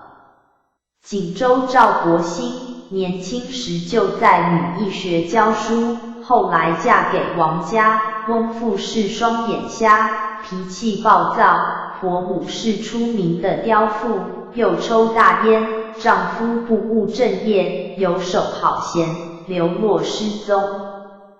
她的婆母对她百般虐待，夜晚叫她拿茶倒水侍候到半夜，白天还得教书养活全家，日常不得一饱。这样过了20多年，终于把公婆感化过来，不但不再讨厌她，反而喜欢她了。公婆去世，他依礼殡葬，人都佩服他能行难行的道，受难受的苦，所以我说她是女状元。赵国兴的道行的最真，教书养活公婆，生养死葬是尽了孝道，又教书养活儿子，是人间的慈母。在能力深行道，劝化世人，不为儿子做打算，就是神界的母亲了。人所以不能成道，只为儿女关打不破。秦方海兰是个女丈夫，为养老母，舍身为妾，为了守节，毁容退魔，为了学道，带病入会，为了救世，讲道论德，为了成道，任劳任怨。人说她是菩萨化身，我说她是化身菩萨。要知道，道是在逆境中修的，德是由苦难里成的，打破难关即登彼岸。渡珠玉山又是顶底，最高又是顶底，最下面的底如鞋底。她是山东又是老太太，她在家里是顶底。当老太太要知道全家人的道，当山东是顶底，要能兜底，知道世人的道，能把家里每个人的道和世人的道都明了，才能兜满家，兜满世界，尽了又是顶顶又是顶底的责任。一家好，一国才好，一国好，世界才好。要能得着一位古人的道，你就是位古人；得着今人的道，就是活脱身。要能以智为根，便是到了佛国，真能信如灰，也就是佛。第16节夫妇道。道是什么？就是阴阳。阴阳是什么？就是夫妇。夫妇各正本位，就合道。道落后天，男无贞刚，女无贞柔，家庭不和，没好儿孙，殃及社会，天下才不太平，世界才不安宁，这是由于人根不良。我教夫妇明道，天地定位，阴阳气顺，子孙必贤，事多贤人，怎能再乱呢？古人说的三纲是：君为臣纲，父为子纲，夫为妻纲。我所讲的三纲是：一性纲，二心纲，三身纲。生气是性纲道，骂人是心纲道，打人是身纲道。纲自当，理自讲，今人应当纲自用，要正起干纲，就欺负女人，把领变成了管，把女人当作奴隶玩物，不是打就是骂，还以为是应该的，真是欺人太甚。所以我才提倡先天结婚，从简结婚，使男女平等。我所讲的三纲是：不动秉性是性纲，不起私欲是心纲，没有不良嗜好是身纲。丈夫只可领教妻子，不可管教女人，一管便是不纲了。骂女人是动威风，女人虽不敢排言，可是恼气已存在心里了。打女人是动杀气，女人虽不敢对打，可是恨气已存在心里。这种恼恨之气，当时发泄不出去，将来必遗传给子女身上，这不是管女人的大害吗？人是习而不察，真是愚得可怜。古人所说的三从是：在家从父，出嫁从夫，夫死从子，对也从，不对也从，那叫盲从。现今的女子有三赖：在家赖父母，出嫁赖丈夫，老了赖儿女，也不算对。我说女子有个真三从，就是性从天理，心从道理，身从情理。所以我提倡处经立业，为的是打倒三赖，使女子当个自立的人。我常说讲道德要男女各正本位，男子以刚正为本。什么叫刚呢？刚就是不动性，不发脾气。什么叫正呢？正就是合乎正理。女子以柔和为本。什么是柔呢？柔就是要性如水。什么是和呢？和就要合于理。所以刚正就是柔和，柔和也就是刚正，名词虽然不一样，精神却是一样，人就是习而不察啦。究竟怎样才算是打彼岸呢？我说男人必须明白女人的道，女人必须明白男人的道，才是人人都打彼岸了呢。现今的夫妇不是男管女，就是女管男，或是互相管辖，互相搅扰，真成为地狱家庭了。我提倡男女自立不相管辖，正是化地狱为天堂。世人罪于不是男管女，就是女管男，以为是自己的人，非管着不可，这叫抢男霸女。一旦死了，男的另娶，女的再嫁，谁也不管谁啦。人为财物争贪不已，死后也得扔下，不是于是什么？总而言之，都是为己心重。我讲的夫妇道，也就是阴阳道，夫妇和，阴阳气顺，互相不克，不但不生病，不夭亡，而且家齐，子孙昌旺。所以我说，男子要明女人的道，女人也要明男人的道，家庭才能和乐。现今的人男管辖女，女依赖男，男人打女人，女人怨男人，这叫阴阳不和，家庭怎能幸福呢？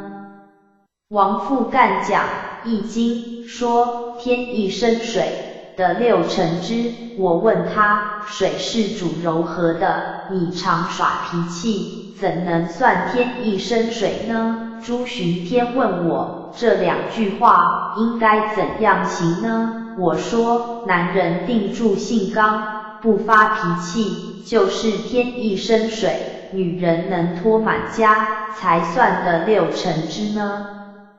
男人所以为男人，因为有女人，所以男人必须明白女人的道。女人所以为女人，因为有男人，所以女人必须明白男人的道。若是男人没有女人就成了官夫，女人没有男人就成了寡妇，就不叫做男人和女人了。男女在没结婚以前，都是以尽孝为主。结婚以后，男人以尽夫道为主，女人以尽妇道为主。男人若不能把女人领到道上，不能上孝公婆，下教子女，就是自己十分尽孝，老人也不放心。女子婚后若不能助夫成德，就是自己孝敬公婆，老人也不安心。所以不论男女，都必须明道，才能尽孝呢。夫妇相处，最好是没说，说好会宠起娇气，说不好会引起争辩。不相关的人，好歹都不动心，把夫妇也看作不相关的人就合道了。智界夫妇是忘情的，意界夫妇是淡情的，心界夫妇是牵情的，身界夫妇是绵情的。年情的就缴，牵情的就怕，淡情的能长，忘情的能真。好也没说，歹也没说，来也没说，去也没说，才是至戒夫妇。至戒夫妇是没说的，是互相感恩的，绝不怨人。异戒夫妇是快乐的，夫领妻成道，妻助夫成德，绝不生气。心戒夫妇是礼仪夫妇，就会互相管辖啦。身戒夫妇是打骂夫妻，因为是照着才是上来的，所以糟糕。君子求己，小人求人。我说求己的是先天，求人的是后天。今后的夫妇要夫不求妻，妻不求夫，各做各事，各尽其道，应聚就聚，应散就散，聚也不相搅扰，是和和乐乐的，散也不相挂念，是自自然然的，这就是先天夫妇。我常说，看女人的意，知男人的身；看男人的心，知女人的身。像王三姐虽住寒窑受苦，可是在她的意念中，她的男人准当王侯，后来真封王了。李学会的意念里，总以为她的男人打马飞，不成才，最后果然不成才。我的心里存着我的女人必当老师，我的儿子必成为读书人，后来真都那样了，这便是实力。男子要以至诚，女子要以义诚。天生人都是有福的，为什么享福的少，受罪的多呢？是被风俗刮的迷了路啦。当官的贪赃，是太太累的，儿子抛弃父母，与弟兄争财产，是为了妻子，违国法，丧良心，都是为了妻子。没有妻子的为自己享福。从这看来，当女人的把忠臣孝子都吃光了，还以为是向着男人，其实是欺负男人。女人助夫，要考察男人所交游的都是些什么样的人，所谈论的都是些什么样的话。读书人谈话若是没有义气，心性狭窄，做官的若是不讲廉耻，好贪赃，当女人的若能把他劝化过来，才真是助夫成德呢。我一生过人的地方，是为了公益，立志办女义学以后，不再顾妻子。别人做的善事很大，总免不了顾妻子，所以不如我。朱巡天过人的地方，是绝不管妻子，他劝他6次，他不但不听，反而一定要离婚，他也没动性，所以高出人。俗人笑他怕老婆，我说他是3纲领的状元。第17节立业结婚。世俗结婚，上等人论财势，为了享福；平等人论产业，为了生活。当姑娘的，向娘家要嫁妆，向婆家要彩礼，没有要到的。现今的女子有了知识，嫁给有财产的怕累生子，嫁给没财产的又怕受穷，怎么都不放心，也没在道上。女子若不彻底明道，是风也难改，我道也难行。我提倡先天结婚，从简结婚。当姑娘的结婚时，连娘家的一件衣服也不要，为的是改善风俗。女子有了男人就有私心，把丈夫当作私人，不是管着就是惦着，也不算对。所以我又提倡女子要处经立业，为的是达到三赖：为天地立心，为生民立命，为往圣继绝学，为万世开太平。这几句话，依我说，男子处经立业，节制住真贪，会当男人是立住了天心；女子处经立业不累男人，会当女人便是立住了地心。居什么位会当什么人，就是为生民立了命。做到了这些，正是为往圣继绝学，为万世开太平了。创业时代是后天，立业时代是先天。以真贪为主是后天，以谦让为主是先天。我提倡处经立业先天结婚，正是往先天世界播名呢。播过去的就是先天的名。若是名为先天结婚，仍存真贪的心，或是立业后心不知足，那还是后天的名。总之，不论会内会外，用志意当人的便是先天，用心生当人的便是后天。是不是先天，不在形式，在乎实行。我从前提倡立业结婚，现在又选拔成人，重立先天世界，人们都轻视我所办的事，以为狂妄，岂不知我受人轻视的地方，正是我行道的妙处。现在看似不足轻重，等100年之后，就会知道我所提倡的，都是改善社会最重要的关键。第18节因果。我的祖母姓子于，可还厚道，管家疏忽，我老婶不佩服。老婶的儿媳妇对她，比她对我祖母还厉害，和她10年没说话。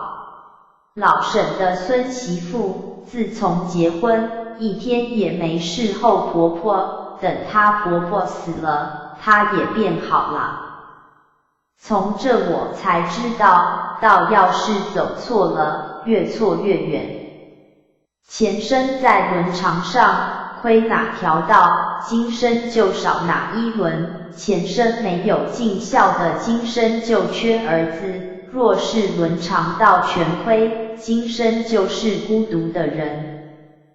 朝阳县团山子村王家，是我妈的娘家亲戚，在先开煤窑，后来子弟都不务正业。我讲善书走到他村，他问我说，我有什么罪呢？怎么我家子弟都抽大烟，耍大钱，不务正业呢？我对他说，就因为你在穷人身上刻薄，所以穷鬼都投身到你家来了。在你没当窑东以前，工人每夜有顿面饭，你嫌费，改为每人2块豆腐。买豆腐你又嫌不合算，自己磨豆腐，虽人家拌豆子打100块，你用2升半还要打120块，这不是刮穷吗？每逢年节，你家大小股都杀猪卖给工人，正价2角，你加2角半，12两算1斤，不买还不行。卖旱烟、干粉也是如此。因为你怕穷，在穷人身上刻薄，所以穷鬼都投身到你家里来了。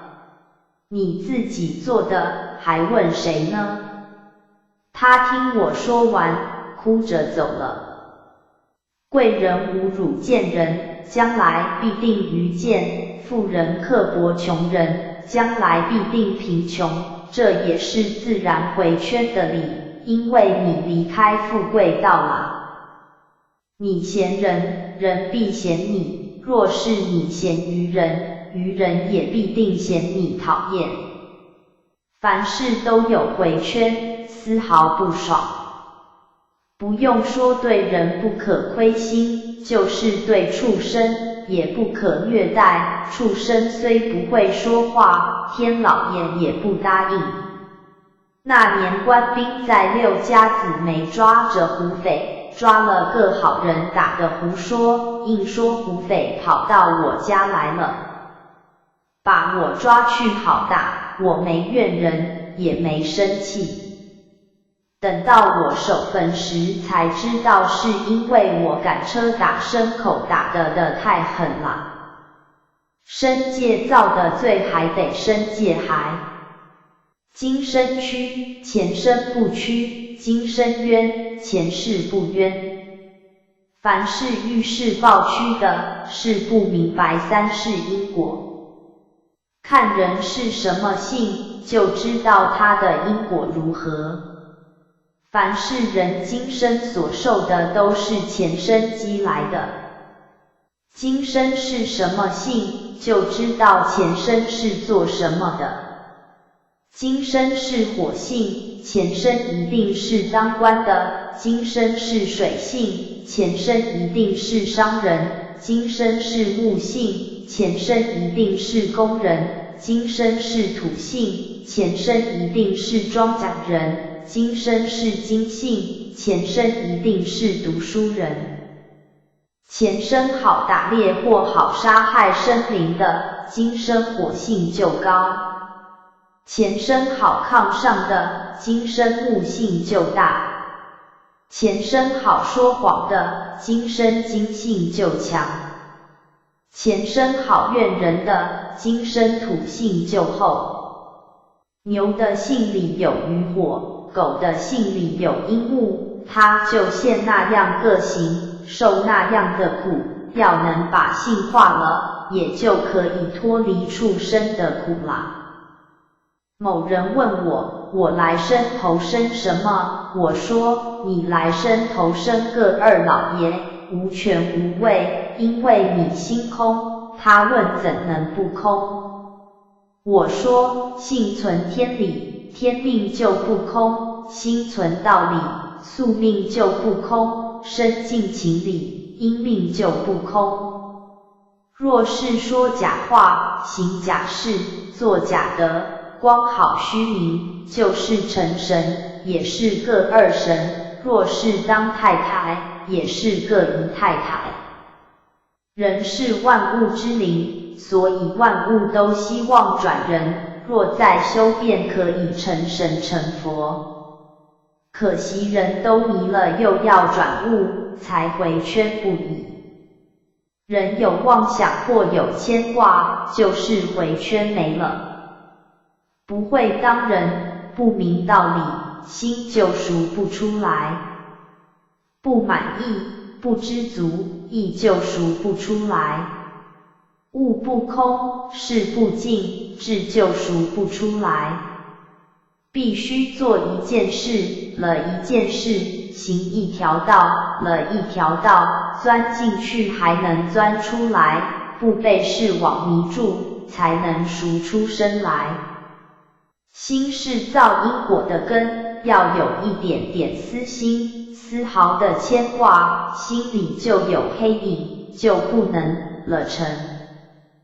不能了尘，就难逃轮回。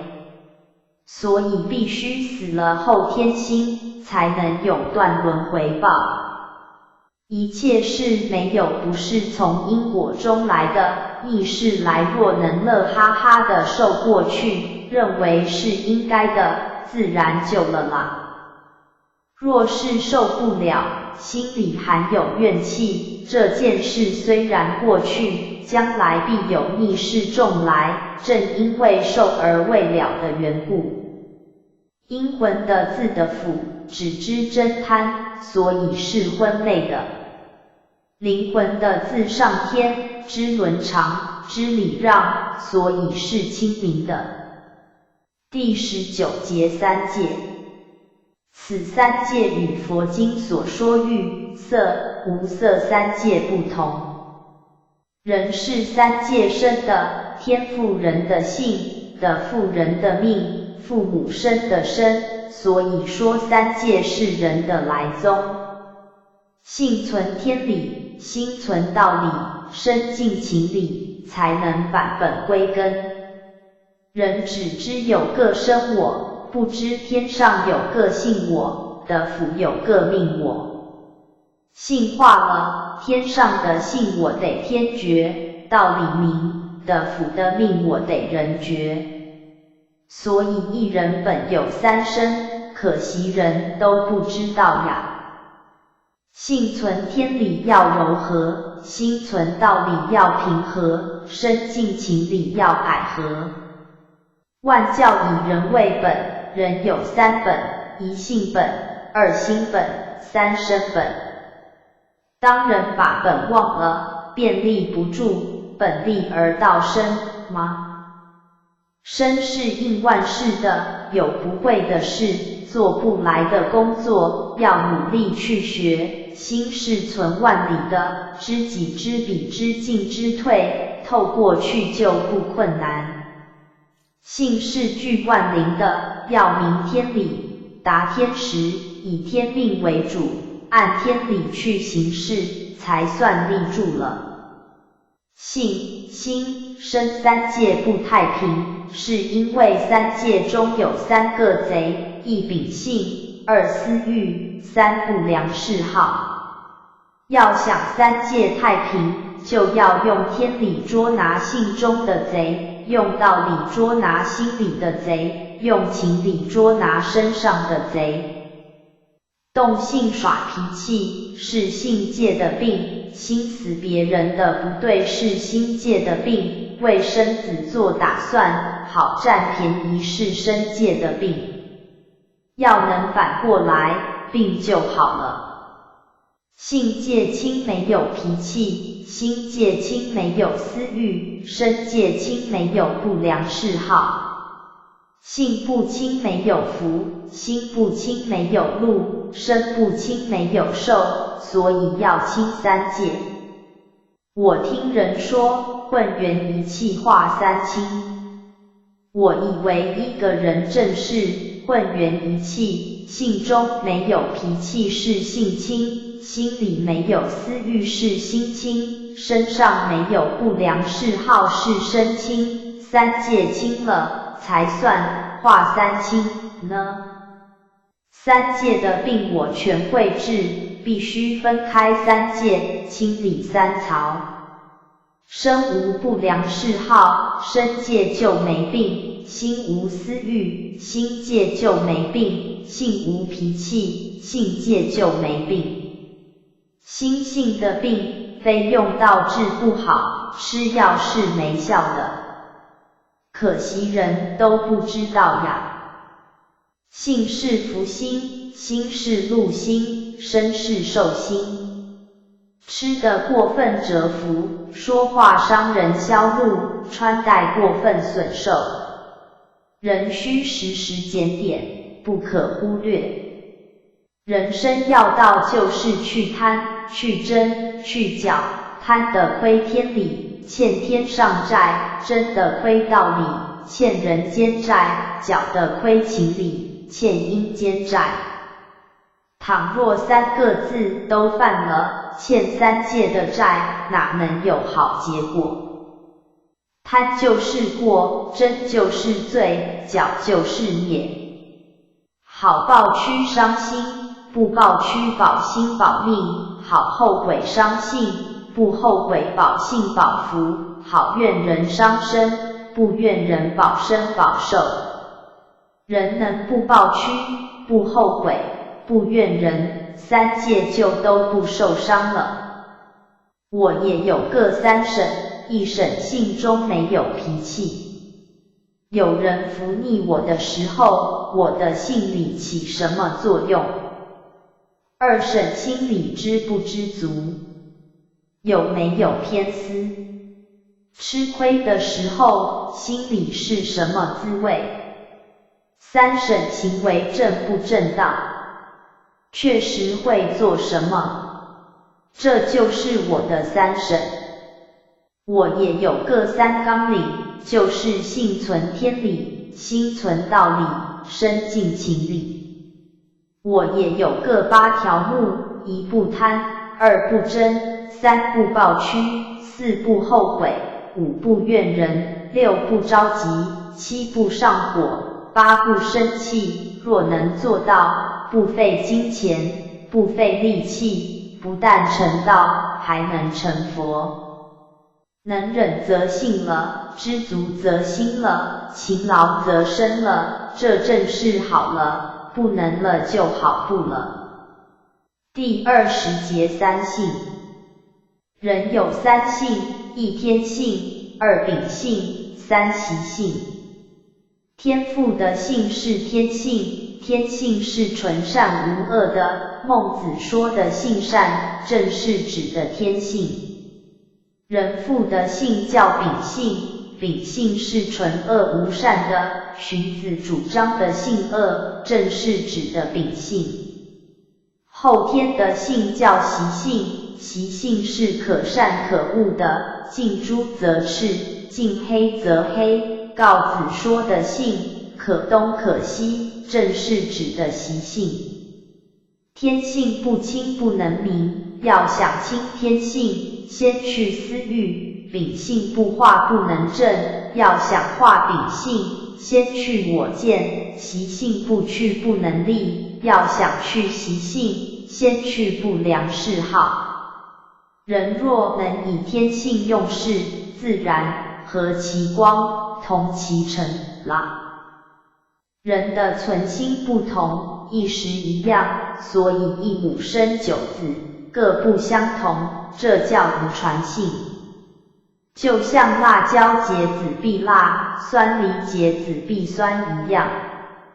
要是有不良的遗传性，能从这身上化去，这叫上超9祖，不再遗传给子孙，就是下阴7玄啦。人的性是自己生的，做什么事就生什么性。做善就生善性，做恶就生恶性，都在人自己。以天性用事的会找人好处，以秉性当家的准看人不对。这叫什么性，招什么事。天性有缘，秉性有根，前生的习性就是今生的秉性。能化去秉性，怒、恨、怨、恼、烦，天性就圆满了。不能化的，一触即发，像被鬼迷住了似的，所以叫做五鬼，闹得家宅不安。又叫做五毒，令人害病死亡。它的根最深，不易拔除。人若是降服不住它，就难当好人。佛说，业力随身，必致妄动无明，难以成道。习性是物欲所扰，秉性是人间的烦恼。能在道德场中尽一物，身界算是脱出去了。会当人的，脱出了心界。秉性化尽，才脱出了性界，不然怎能超出3界外呢？去习性，化秉性，圆满天性。第21节3命。人有3命：一天命，2宿命，3阴命。性与天命合，道义就是天命。心与宿命合，知识、能力、钱财都是宿命。身与阴命合，秉性、怒、恨、怨、恼、烦，就是阴命。把这3命研究明白，你若用好命，你的命难好。命好命不好，在乎自己，哪用算命呢？孟子说，修其天绝而人绝从之，可是人一得了人绝，就不再修天绝了。修德性是长天命，学习技艺，多积钱财，都是长宿命，真贪是长阴命。善用宿命的长知足，能消阴命，不会用的长阴命。只有长天命是一定可以消阴命。现今的人只知用阴命、重宿命，不知道长天命，又怎能明白天道呢？不知命无以为君子，不知人不能达彼岸。知人的好处是知天命，知人的功劳是知宿命，知人的秉性是知阴命。知命的人才是君子。好动秉性消天命，好生怨气消宿命，好占便宜长阴命。天命小要会长，宿命小要会增，阴命大要会消。命小要会长，命大要会守，就是天权在手。有人来见我，我先问他是做什么的，就知道他的天命有多大。再问他的家业和境况，就知道他的宿命有多大。看看他的秉性大小，就知道他的阴命大小。三命是三界，三界贯通，还有不知道的吗？当老师的必须详细考察学生的天命、宿命、阴命，按他命的大小来教育他，才算尽了师道。当父母的只能养育儿女身体，当老师的却能教学生的性、心、身三界。比较起来，老师比父母还重要呢。我拿天命用事，把宿命和阴命都开除了，所以才好的。现今的人不是用阴命，就是重宿命，妄想命好，真是不会算命。人都没有为人的心，只知为己，所以才糟的。我所以能成为善人，是因为我把为己的心开除了，也就是把宿命掐死了。宿命是无尽无休的，为它还有头吗？以天命用事的必好，以宿命用事的必坏，以阴命用事的必灭。我儿在沈阳念书，考第3名，我便往东3省去讲道。他因学问的名是宿命，我讲道是天命，这正是用天命来包宿命，千万不可使宿命大过天命。以宿命为公益的长天命，以宿命为自己享受的长阴命。天命大的宿命也不小，宿命大的阴命了不了。所以要止宿命，了阴命，长天命。天命大的令人悦服，宿命大的受人恭维，阴命大的使人畏惧。天命大的和人，宿命大的压人，阴命大的吓人。第22节性命。因为种族不同，风俗不同，所以各教教主所创的教也不同。他的宗旨都是替天行道，他的目的都是为了度人，使人改恶向善，以救人的性命。性命是人的根，我得到了人根，那道根也就算得着了。道根是人的性，人根是人的命，性根若是好了，那命根也没个不好。可见人的命不好，都是被性子累的。所以我教人化性，人能化性，就算得道。性是命的根，有德的人性量必大，性量大，命也必大。人的命都是好命，因为性子不好，把命也拐带坏了。道是什么呢？就像木匠打的中线，不论别人好不好，你先给他打个中线，取长去短就合道了。道就是命，德就是性。性是保命的，命有消长，必须保全才好。大家细心考察一下就会知道，凡是以天性为主，不拿习、秉性当家的，命都大了；不以天性为主，专拿习性、秉性当家的，命大的变小，命小的就灭亡了，真令人吃惊呀！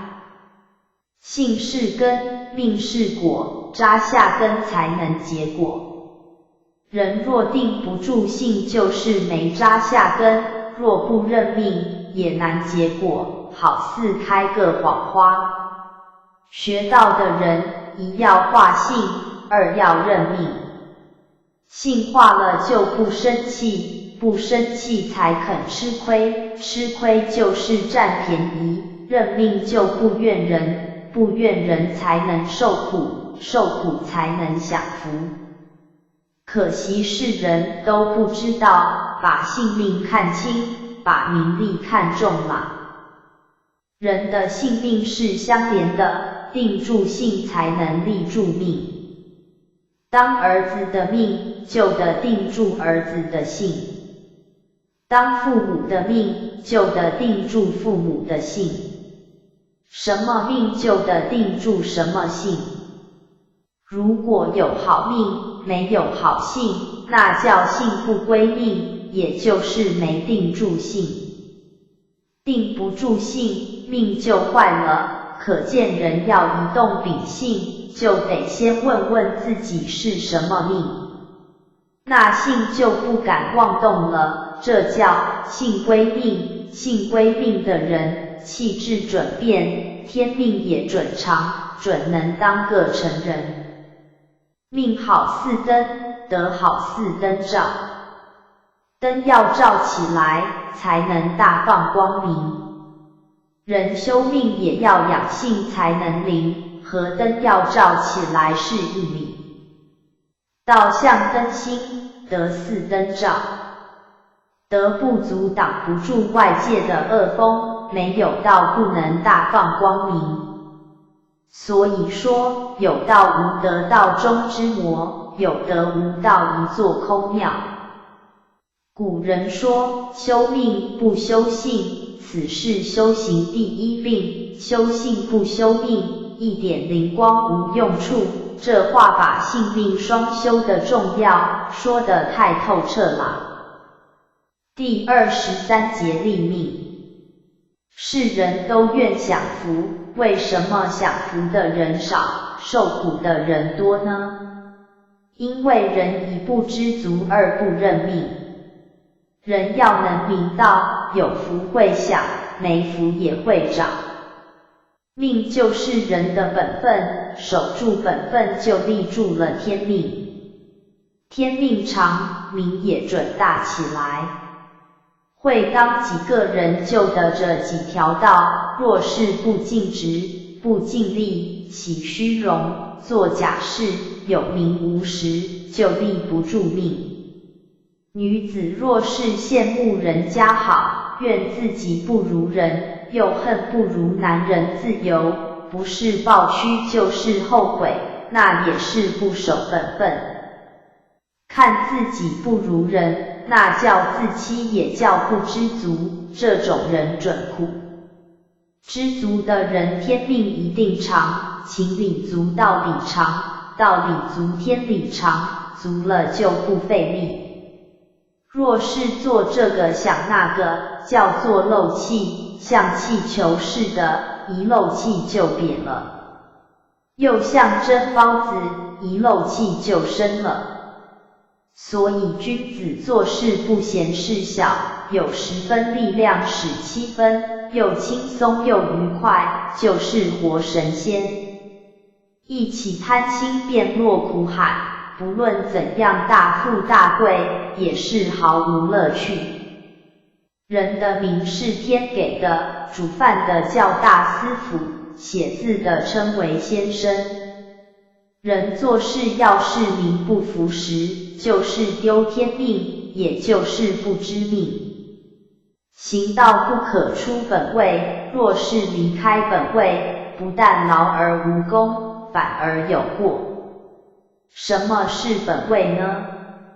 就是人的本分，素位而行，就可以成道。人要素位而行，做事不出本位，说话不出本位，思想不出本位，才能当体成真。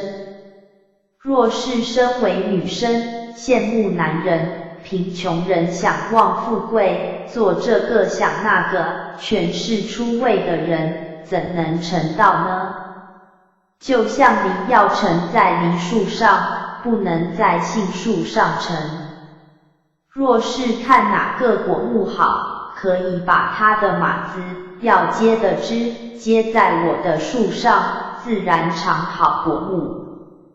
就像读书人学古人行事，就是和古人接茬接枝，也就是古人了。茄子在茄秧上成，黄瓜在黄瓜架上成。茄子一到黄瓜架上成不了，黄瓜一到茄秧上也成不了。人也要不离本位，才能当体成真。当省长的一省的民就是他的命，当县长的一县的百姓就是他的命，当教师的学生就是他的命，放猪的猪官，猪就是他的命。要是因为事多生怨，或是仗势欺人，都是不要命嘛。若是没有猪，谁雇猪官？没有学生，谁请先生？没有百姓，不会设官，可见本分内的事就是人的天命。人有性归命的，有命归性的。命者名也，不任性，照自己的名位安分做事，始终如一的，叫做性归命。不顾自己的名位，任性而为，做错无常，喜怒不定的，叫做命归性。像大顺的父母想陷害他，他不动性，始终尽孝，正是性归命了。心存道理，才能知命，知命的人才知道本分。性存天理，才能知性，知性的人才知道大道。人有性归命的，有命归性的。性来归命，看他归的是哪一个命。归天命是真的，归宿命是假的，归阴命是坏的。性命合一，放出去是外王，收回来是内圣。成人不在地位高低、能力大小，只要守本分，能尽职的就是成人。第24节化性。人落在苦海里，要是没有会游泳的去救，自己很难出来。因此我立志要救人的性命。救人的命是一时的，还在因果里；救人的性是永远的，是一救万古，永断回圈。所以救命是有形的，是一时的；救性是无形的，是万劫不朽的。人性被救，如出苦海，如登彼岸，永不坠落。能知人的性，才能认识人；能知物的性，才会利用物，这是合天接察。什么样的人，就存什么心，说什么话，办什么事。你要是看他不对，就是不知他的性，也就是不明他的道，准被他气着。就像屎壳郎好堆粪球，黄鼠狼好吃小鸡，真贪的人好占便宜，哪一界的人办哪一界的事，所以说都对。人被事物所迷，往往认假为真，那叫看不透，所以才说人不对，和人生气上火。其实是自己看不透，若能把事事看透，准会笑起来，哪能和人生气打架呢？我当初看世上没有一个好人，我就生气，气得尝了12年疮痨，几乎没把我气死。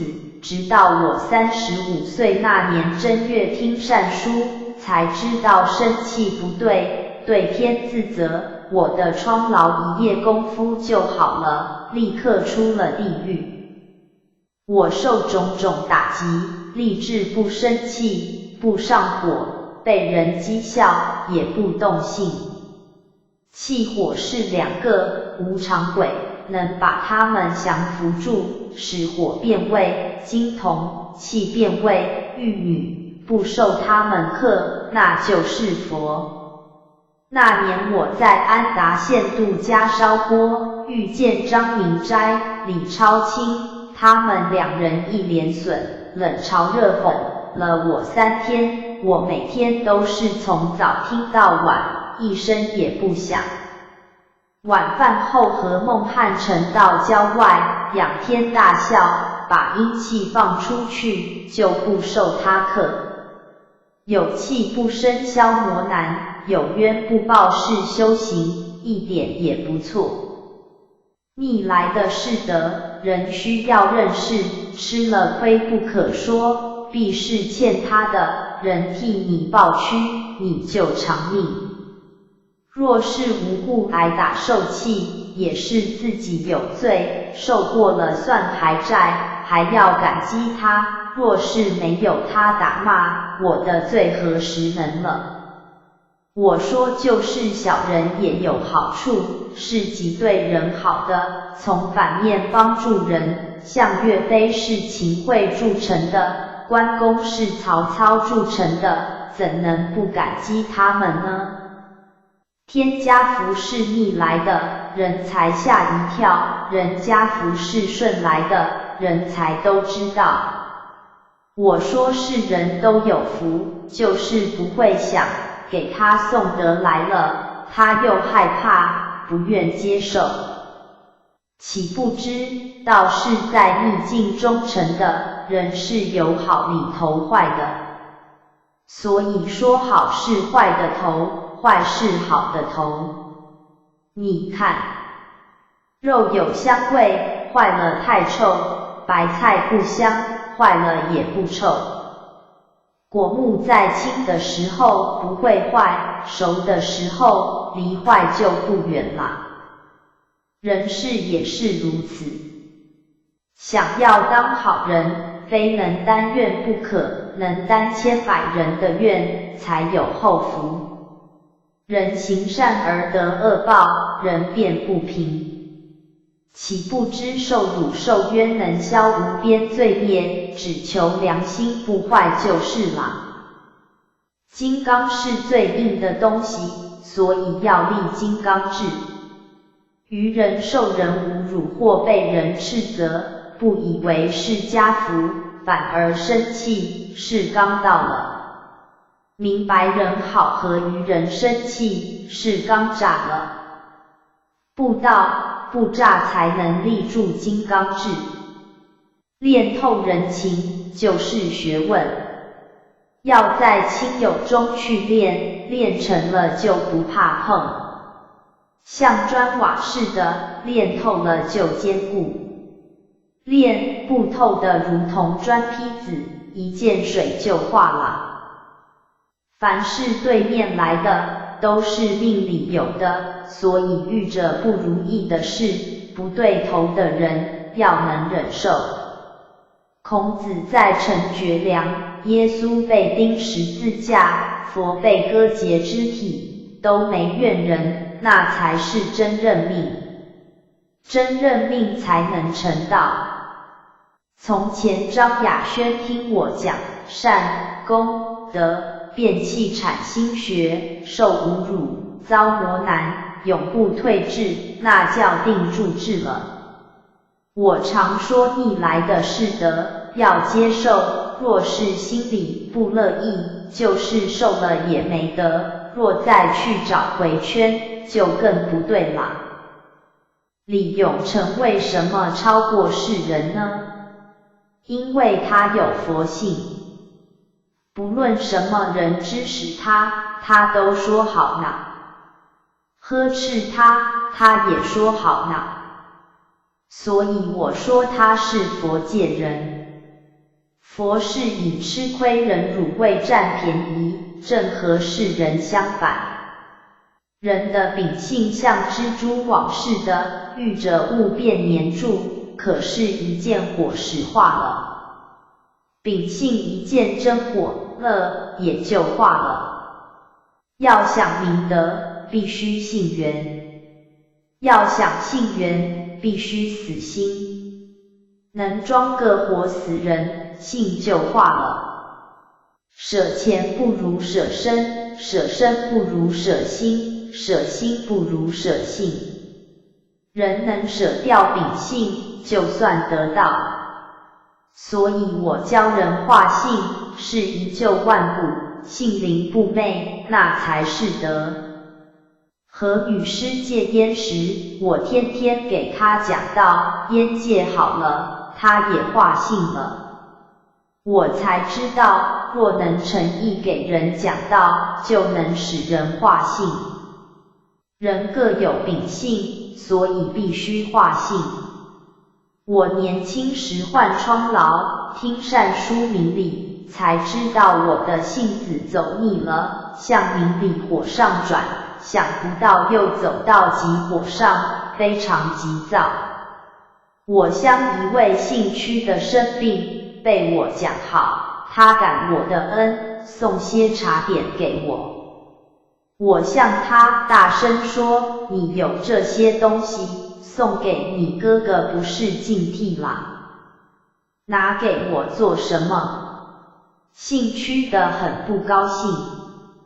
我才知道没到真火上。以后见人先说我性急，说话直率，请原谅。不到1个月，急火性就化了，这是我化性的经过。第25节学道。世人学道不成，并在好高颚下，哪知高处有限，低处安然，就像掘井似的，不往高处去掘，越低才越有水。人做事也得这样，要在下杆兜底不漏，别人不要的你捡着，别人不做的你去做，别人厌恶的你别嫌，像水的就下，把一切东西全都托起来。不求人知，不事己长，不言己功，人宾服你，那才是道。人的心里总是好高，都是爱好，哪知是全糟在高上，坏在好上，好上高处哪里有道呢？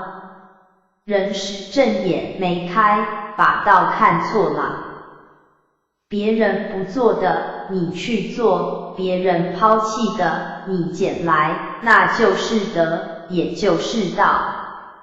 像水的就下，把一切物全托起来，自然归服你，自然服从你，这就叫托底。可惜人都好强上，不肯就下，所以离道远了。学道先学低，不可这相。我和刘正明先学讨饭，讨饭3个月，行路2000里。某人跟刘学道，刘卧他也卧，刘坐他也坐，寸步不离。旁人说他准得道，我说他一辈子也得不着，因为他学的是假相，离道太远了。高的少，低的多，你讲的道高，高人能有几个？必须能高能低才算有道，高处钻不透不能成，低处低不到底不能成。我学道先学损，学穷，别人学高，学讲学问，所以没赶上我。知足才能落地，知足才能得到，这是得到的要诀。好高是贪，怕坏是黏，好好是孽，嫌不好是缺德，不尽职是丢天命。只一个好字，把英雄豪杰都坑害了。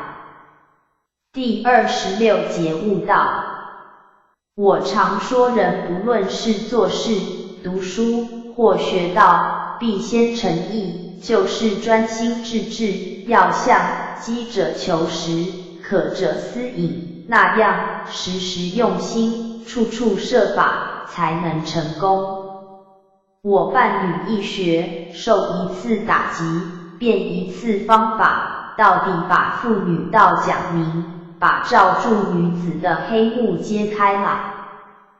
悟道需要立定志向，时时刻刻在一条道上专悟，久了，道就源源而来了。像压水井似的，越压洞水越多，可是井管很细，水并不是在管子里，是在水管外，管里水流出去，管外的水便来补充，道的源源而来，也像这样。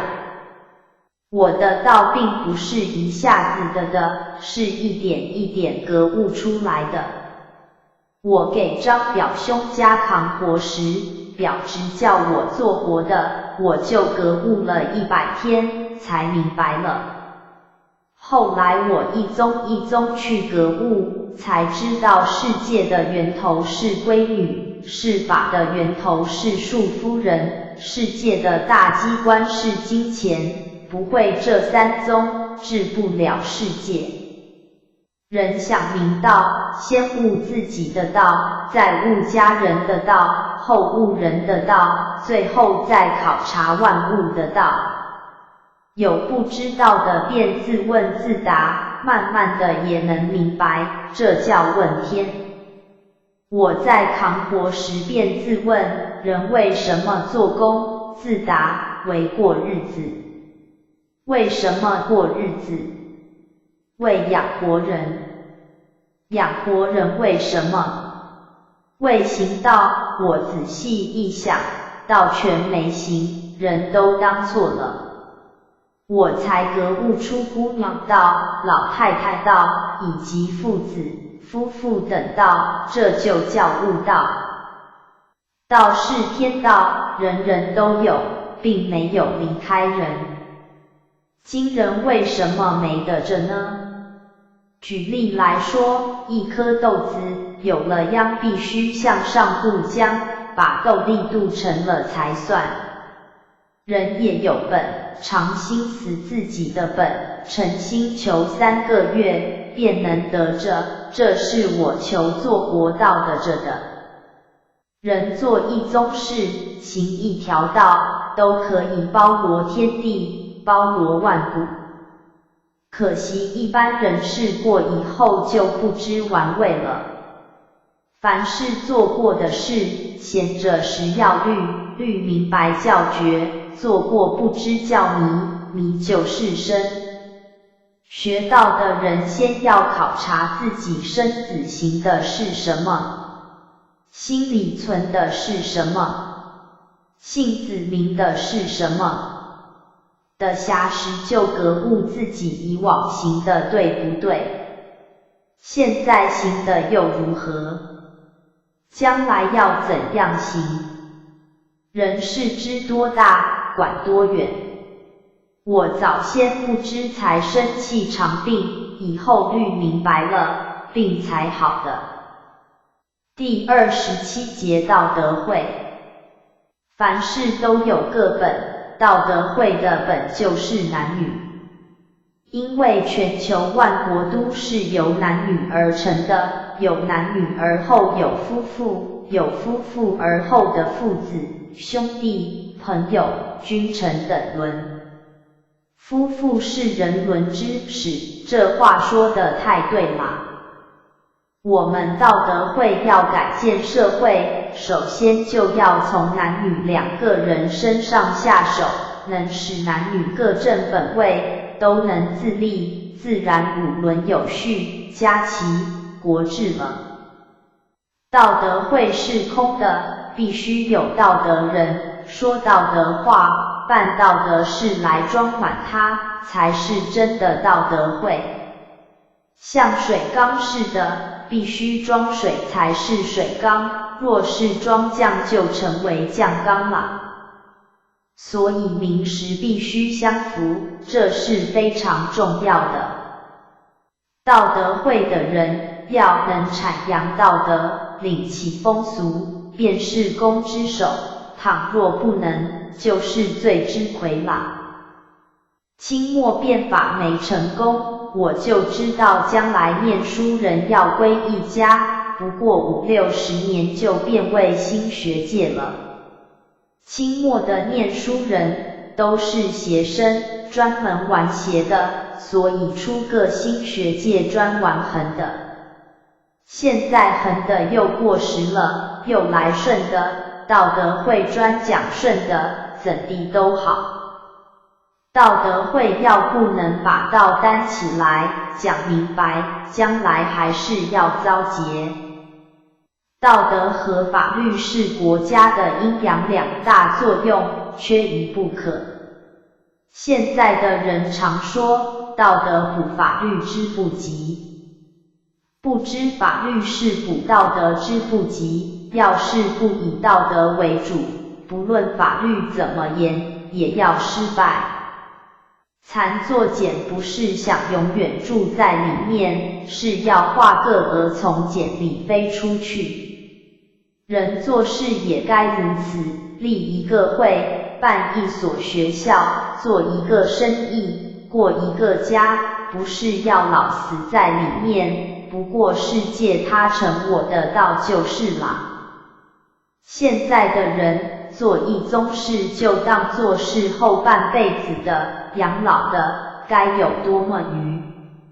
张雅轩创办海城县藤熬宝书真义务女子学校，办得很有成绩，人才出了不少，学校也不困难了。我劝他离开，和学校脱离关系，教职员和学生一致挽留，他自己也不愿离开。我说你们也太愚了，他是个领导人，把你们教成了，他不出去开路，将来你们都要烂死在这里。我逼了20多天，他才离开藤熬堡，向北省去化人，他因此明白了4大界的道，女医学才得发展，这不是实力吗？祖先创的业不论怎么好，也要败坏在子孙手里。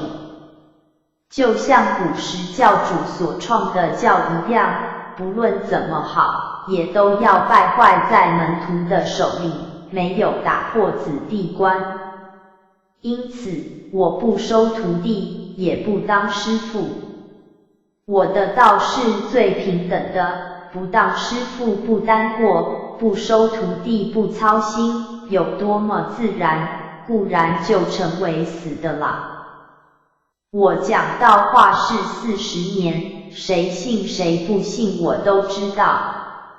有信10年的，有信8年的，不信就不领了。我领人是往上领，是法领人是往下领，乡着人，管着人，最后又怨又恨，表面上是乡着，其实是欺负人。我连老婆儿子都不相着，虽不相着一时，却相着万古，能把他们领到天堂佛国里去。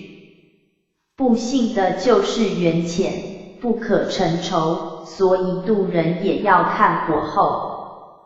我得道以后就往外转，要是传不出去，担天下的大罪。我虽然有道，可不卖道，一不借道养俗，二不借道敛财，不怕讨饭吃，只凭感应。先前道德会入会有会费，我就反对，才取消了。去年开会又要收会费，我说你们真这样做，这个会里可没有我，大家才作罢。咱办道不许节外生枝，巧取人才。第28节行道作德。道是行的，德是做的，不行没有道，不做没有德。上天按天理命名，人要照本分行事，就合天道，本着天道所做的就是天德，也就能不思而得。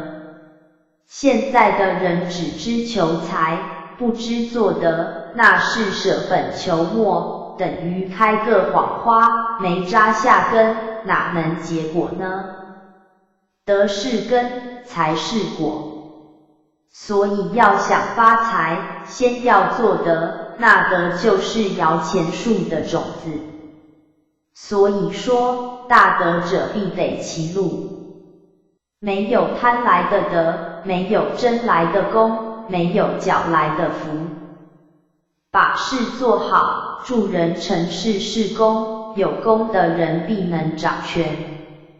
若是自己夸功，与人争功，或是生子虽做，内心不满，那叫劳而无功。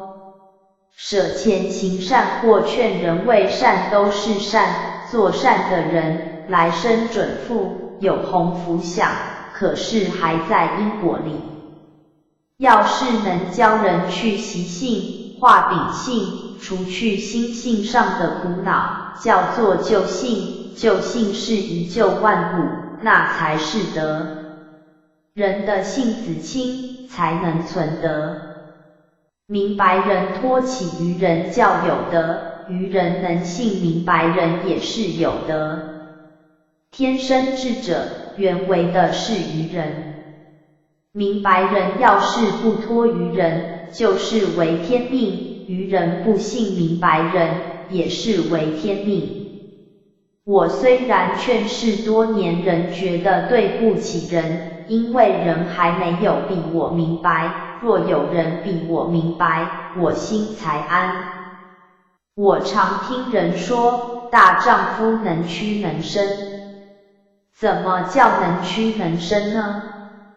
我以为遇着愚人，能低在愚人底下，把他托起来，才算能屈；遇着高人，志向要超过他，不被欺住，才叫能伸。多立是功，多结人缘便是外功，有外功而后有内果。敬伦常，办公义，都是外功。像植物的生根长干、生枝复叶、开花，都是外功，外功完成，才能结内果。人若是没有外功，不能成内果。就像一样的讲道，没有实行的人，就是讲的天花乱坠，人也不注意，甚至还遭到诽谤。有实行的人，说一句别人信一句，哪怕是一句俗话，听的人也觉得其中有道。这不是有外功才有内果的明证吗？有多少人佩服，有多大的德，有多少人信服，有多大的功。世人都怕水深火热，怕死在里面，岂不知好名的死在名上，好利的死在利上，每天都处在水深火热之中，自己还不知道呢。我讲道，不要名士，入火不焚，不要钱势，入水不溺。道德是从古至今川流不息的，可是越趋越下，竟降到水底下去了。什么是水呢？就是人所喜好的钱财，为财把良心丧了，把道也丢了。我所以能成为善人，大家佩服我，就因为我和钱绝了交。学道的人不去学佛，先去修庙，是叫佛把他知识远吗？念书的人光念不行，是叫书把他知识远吗？学道德的人光讲道不行道，是叫道把他知识远吗？我知道一位古人就学一位古人，知道一位今人就学一位今人，知道一个字就行一个字，才是知行合一。欺人是孽，累人是罪，助人是功，成人是德。自己要常想想，我当的是什么样人。我常说，翻世界，造大同。人们都笑我说大话，其实这话才不大呢，因为他们不知道怎么个翻法，才说我说大话。大事要小办，小事要大办，也是我常说的话。翻世界虽然是件大事，可是要从小处做起。小的像什么呢？就像围城那么小。什么东西那么小呢？就是人的心念。要能把人的心念翻过来，思的变为公的，邪的变为正的，世界不是就翻过来了吗？我常说，大事要小办，小事要大办，平天下是大事啦。可是要由国而家，由家而生，而兴，而益，而治之，格物上做起，这不是缩到极小了吗？我是个庄稼人，急于急笨，一天书也没念过，常说要翻世界，造大同，人都笑我说大话。其实是他没明白，大学上的意思，要能缩小到义上，由诚意做起，平天下又有什么难呢？常人又以为平天下是王公大人们的事，我认为根本要从小孩子身上下手，从小就灌输道德精神，推广到天下，天下还能不太平吗？第29节四大戒。智、义、心、身是四大戒。迷信的人说，奈何桥上三条路，一条是金，一条是银，一条就是黄泉路。我说用智做人就是金，用义做人就是银，以身心用事就是走上了黄泉路。智戒人没说，没有说到怎样都好，义戒人知足，心戒人好贪，身戒人好斗。没说的叫做无心人，知足的叫做静心人，好贪的叫做操心人，好斗人叫做糟心人。糟心是鬼，操心是人，静心是神，没心是佛。身戒人只知为身子做打算，有己无人，很不讲理，见着东西就想占为己有，占不到便宜就生气打架，总是发愁，所以是个鬼。心戒人贪得无厌，总不知足，满脑子妄想，好用计谋巧算，所以是个小人。义戒人知足常乐，乐就是神。智戒人一切没说，看透因果，不找回圈，没说的算是佛。人要想超凡入圣的会挪戒，转移境界。我常说，一个人必须把四大戒分别清楚。究竟怎样算是分清呢？若能本性如不动，把世间的愚人都拖起来，使他们成为大智慧人，便是智戒，就是佛国的境界。若能心无一物，常乐无忧，便是异界，就是天堂的境界。若是贪得无厌，多忧多虑，便是心界，就是苦海的境界。若是为名为利争贪搅扰，花天酒地，流连忘返，好勇斗狠，便是身界，就是地狱的境界。所以说，智界是佛国，异界是天堂，心界是苦海，身界是地狱。定在智界就是佛国，不论境遇好坏，贫富得失，荣辱存亡，都能如不动，只知为人成人，以智当人。定在异界就是天堂，知足常乐就是活神仙。心是人界，多思多虑，患得患失，是无边的苦海。今人以心为主，怎能成佛呢？身是个胎生物，终究要坏，所以要把它看假。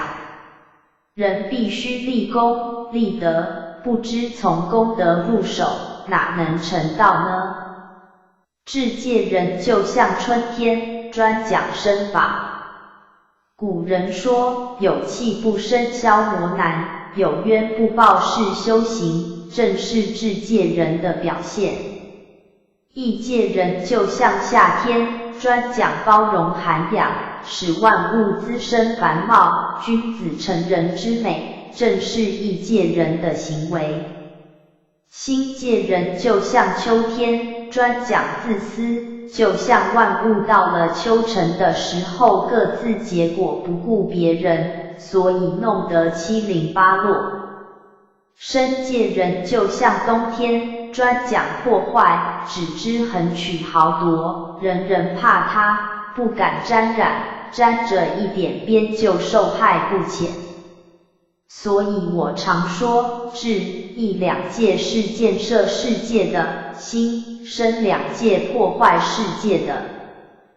智有智的性，它是无为无不为的；义有义的性，是信着人的，遇着好事就愿让给别人；心有心的性，它是贪而无厌，一心为己，总想占人的便宜；身有身的性，它是破坏诚信的，人己两伤也不知悔。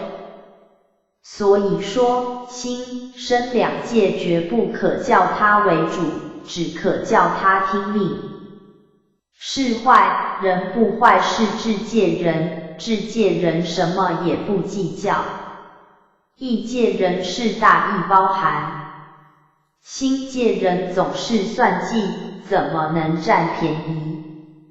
身界人见物就眼红，得不到手就生气。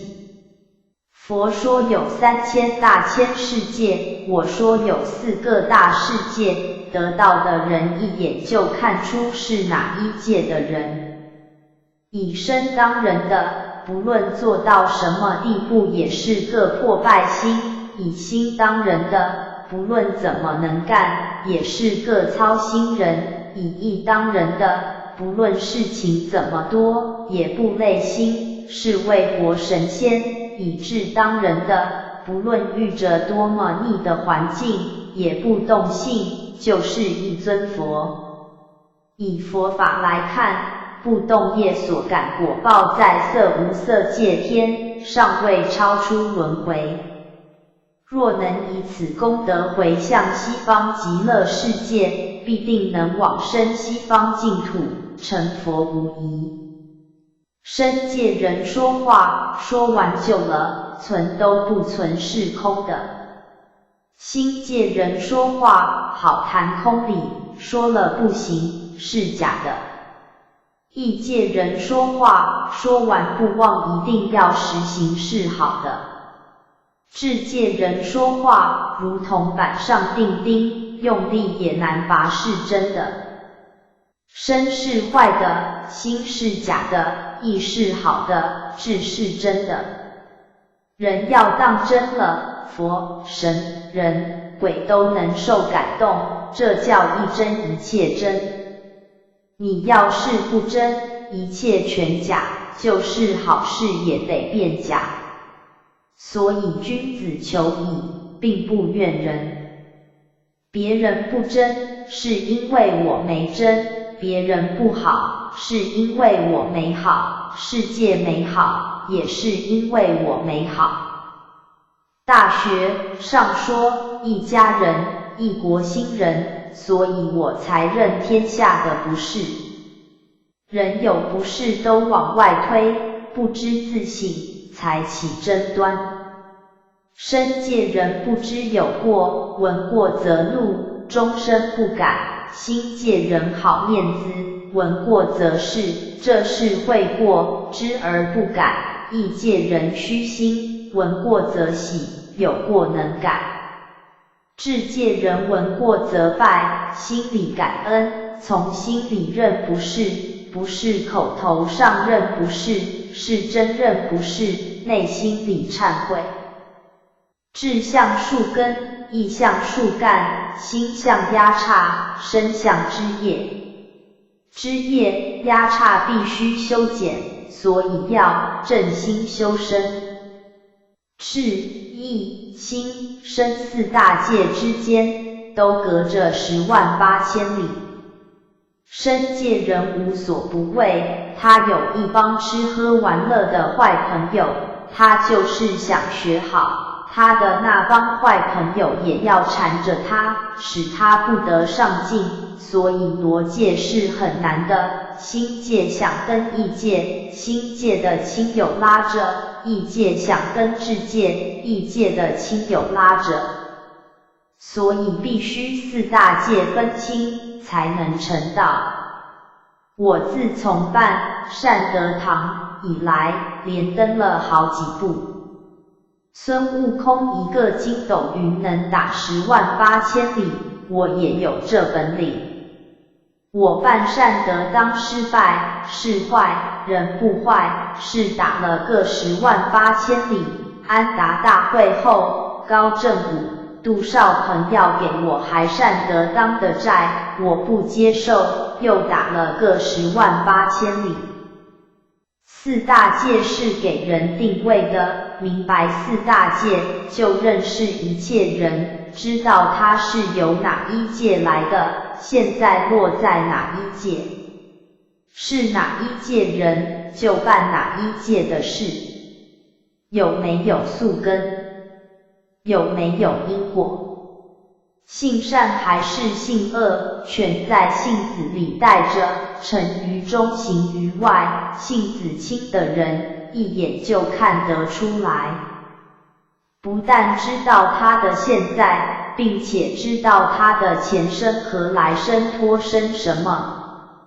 我说六道轮回都在我们身上呢，何必向外求？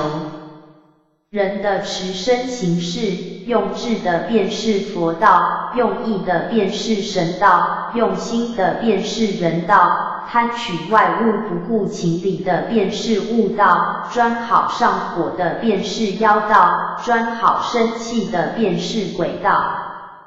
这六道每天都轮回在我们身上，何必等死后才知呢？人须通达智、意、心、身四大界，才能普度生。只知神明是怎么成的，人是怎么生的，不知动物是怎么来的，就不能救物。牛的性里有余火，狗的性里有阴木，鸡的性里有阴金，缺土，前生缺性时，所以就现那样个身，受那样的苦。我们若是不知它的来历，又怎能救它出苦呢？智是佛道，意是神道，心是人道，耍脾气就是鬼道。耍脾气神就散，立志佛就来。可是鬼道不明不认识人，人道不会不认识神，神道不明不认识佛。人能恢复了天性，万事全知，灾殃全消。把意沉住，万物全灵，苦恼全无；把心定住，万物全通，困难全无；把身练好，万国全作，到处有缘，就是佛国现前了。会使用智的人，越欲逆境越乐；会使用意的人，意念多大，意气也多大；会使用心的人，心里千变万化，妙用无穷；会使用身的人，无论怎样做活，也累不伤人。我守分时，守到100天，守灵了3界，诸佛、诸祖都来搭茶对号。至诚才能具佛，意诚才能具神，心诚才能具人，身诚才能具物。哪界诚，哪界灵？我上虑到佛国，下虑到地狱，每天不知虑多少遍。我的儿子向我要钱，我说好呢，不怒也不乐，因为我定在智界上了。一切没说。徐瑞麟的儿子向他要钱，他笑着说：“我若有钱不给你花，给谁花你？可惜我没有。”他是个异界人，王国华的儿子来信要钱，他生了很大的气，把信扯碎了。他是个新界人，涂永年的儿子向他要钱，他不但没给，反而把他自己气死了。他是个身界人，身是受罪的东西，人偏看重它，处处为身子做打算，活着爱护它，死后还要金藏玉藏的，为了保存肉身，才引出挖坟掘墓的事，是人该有多么愚！有形的东西哪有不坏的理？身子是受劫的物，坏了拉倒，不能出数，叫他做活，才能了罪，叫他享福，罪怎能了？今生不了，还有回圈。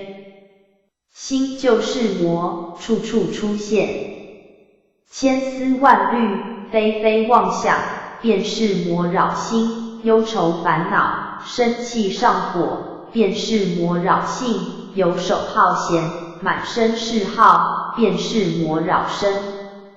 魔的害处令人心寒。我幸而觉悟得快，把心掐死了，以智为主，才出苦得乐啦。春天看种子，夏天看苗儿。种子有6成，种在地里也能出，长得也很旺，可是一到秋天，变成了莠子，莠子到了收成的时候先落地，来年必定荒地。是人使心的便是不成的种子。现在的人都成了莠子，世界怎能不乱呢？用心的人如同用锅烙饼，火一大便焦了；用意的人如同笼屉蒸糕，气虽大也坏不了。心中有泪，就是命中有泪，事实上必有泪事。不高兴是生心眼啦。意像皮球似的，有针鼻大小的眼，就漏气啦。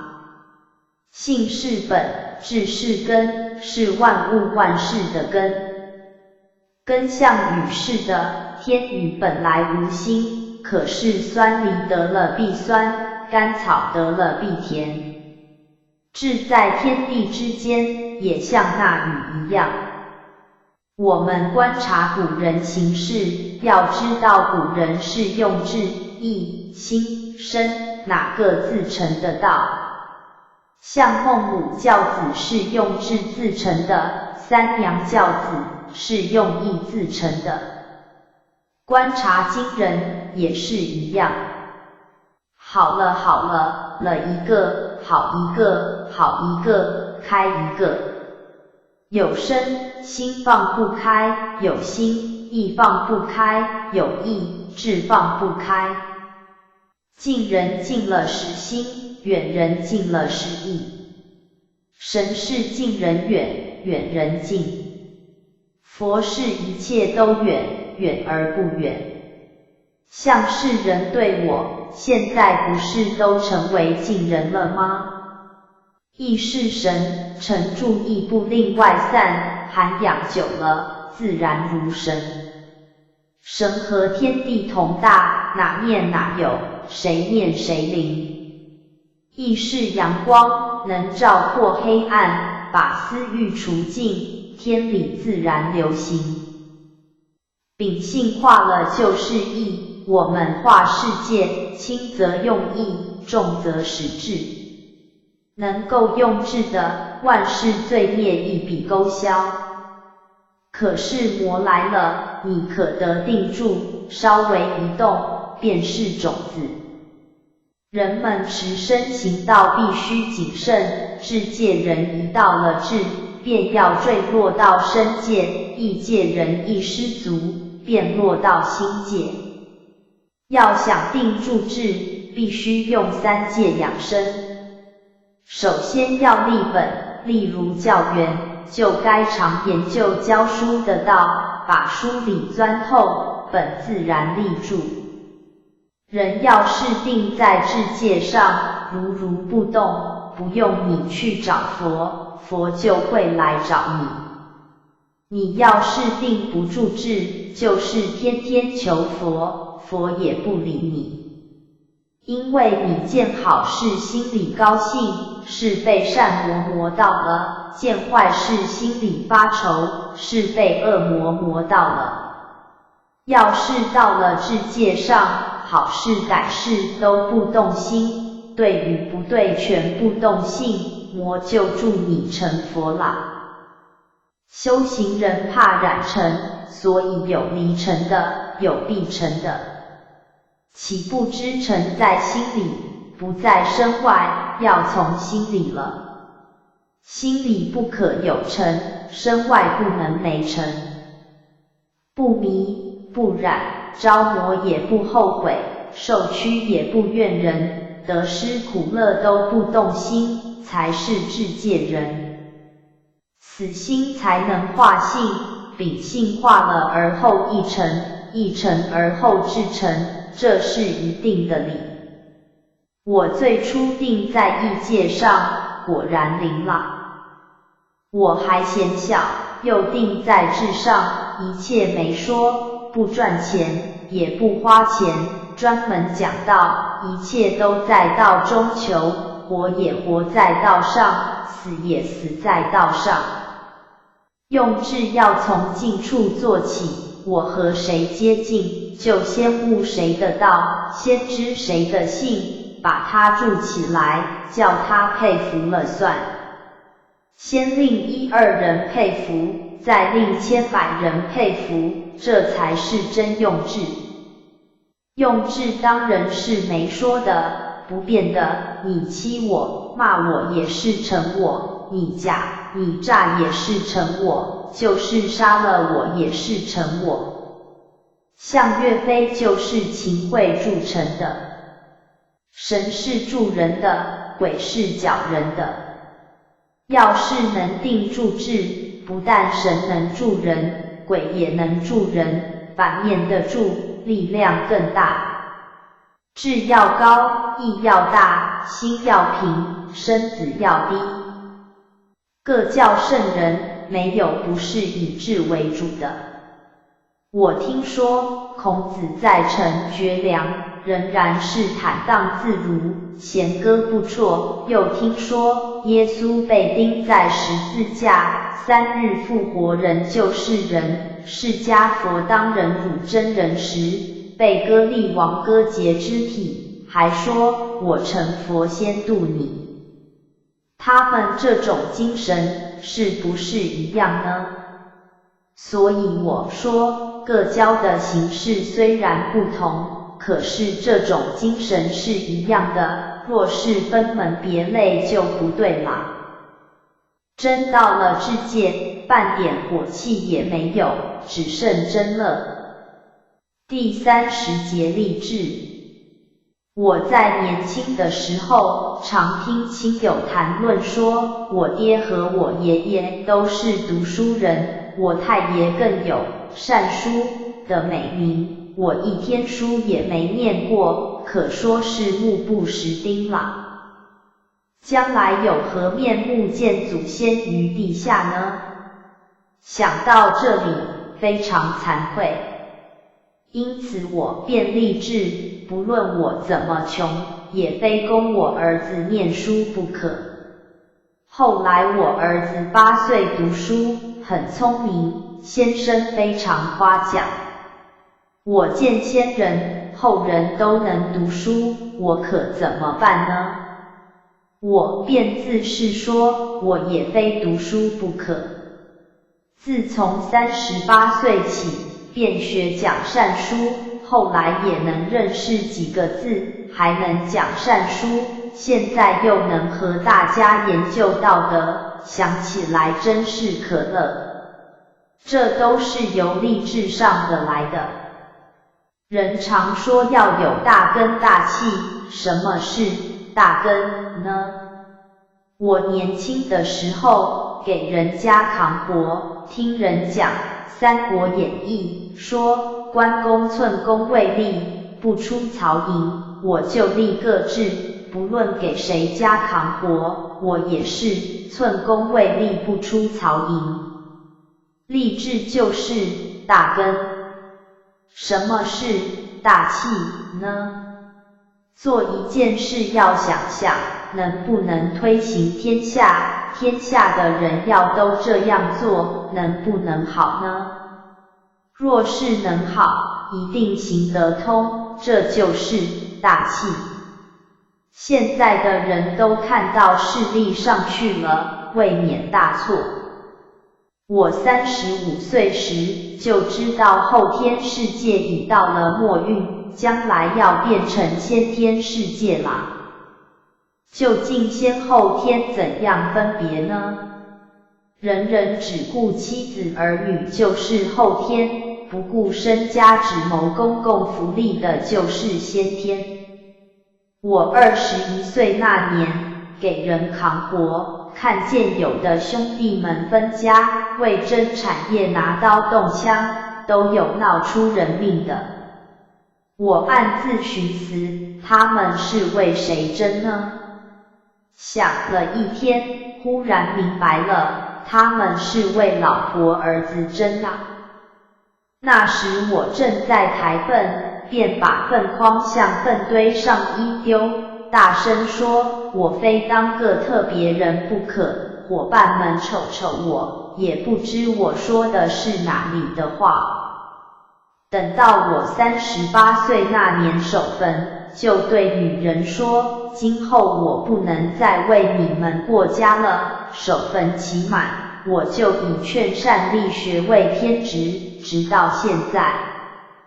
锦西县孟家屯修孟母庙，工程浩大，竣工时我去参观，遇着孟母庙管事的孟老翁，我深深地给他做个揖，他不理我，向他讲话，他不答言。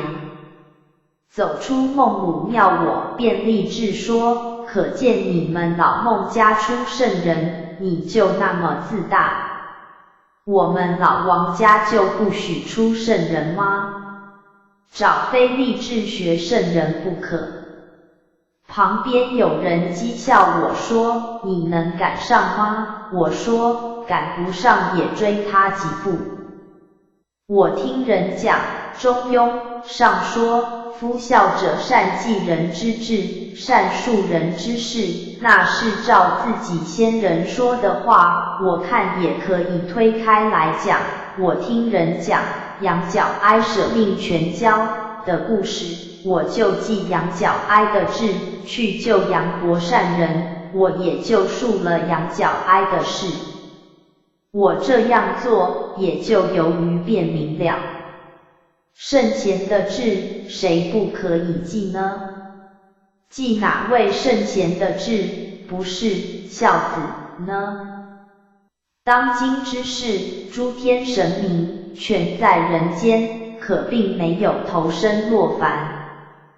夺谁的智，谁的灵光就来，学哪位神明，哪位神明的灵就到，学哪位圣贤，哪位圣贤的灵就来。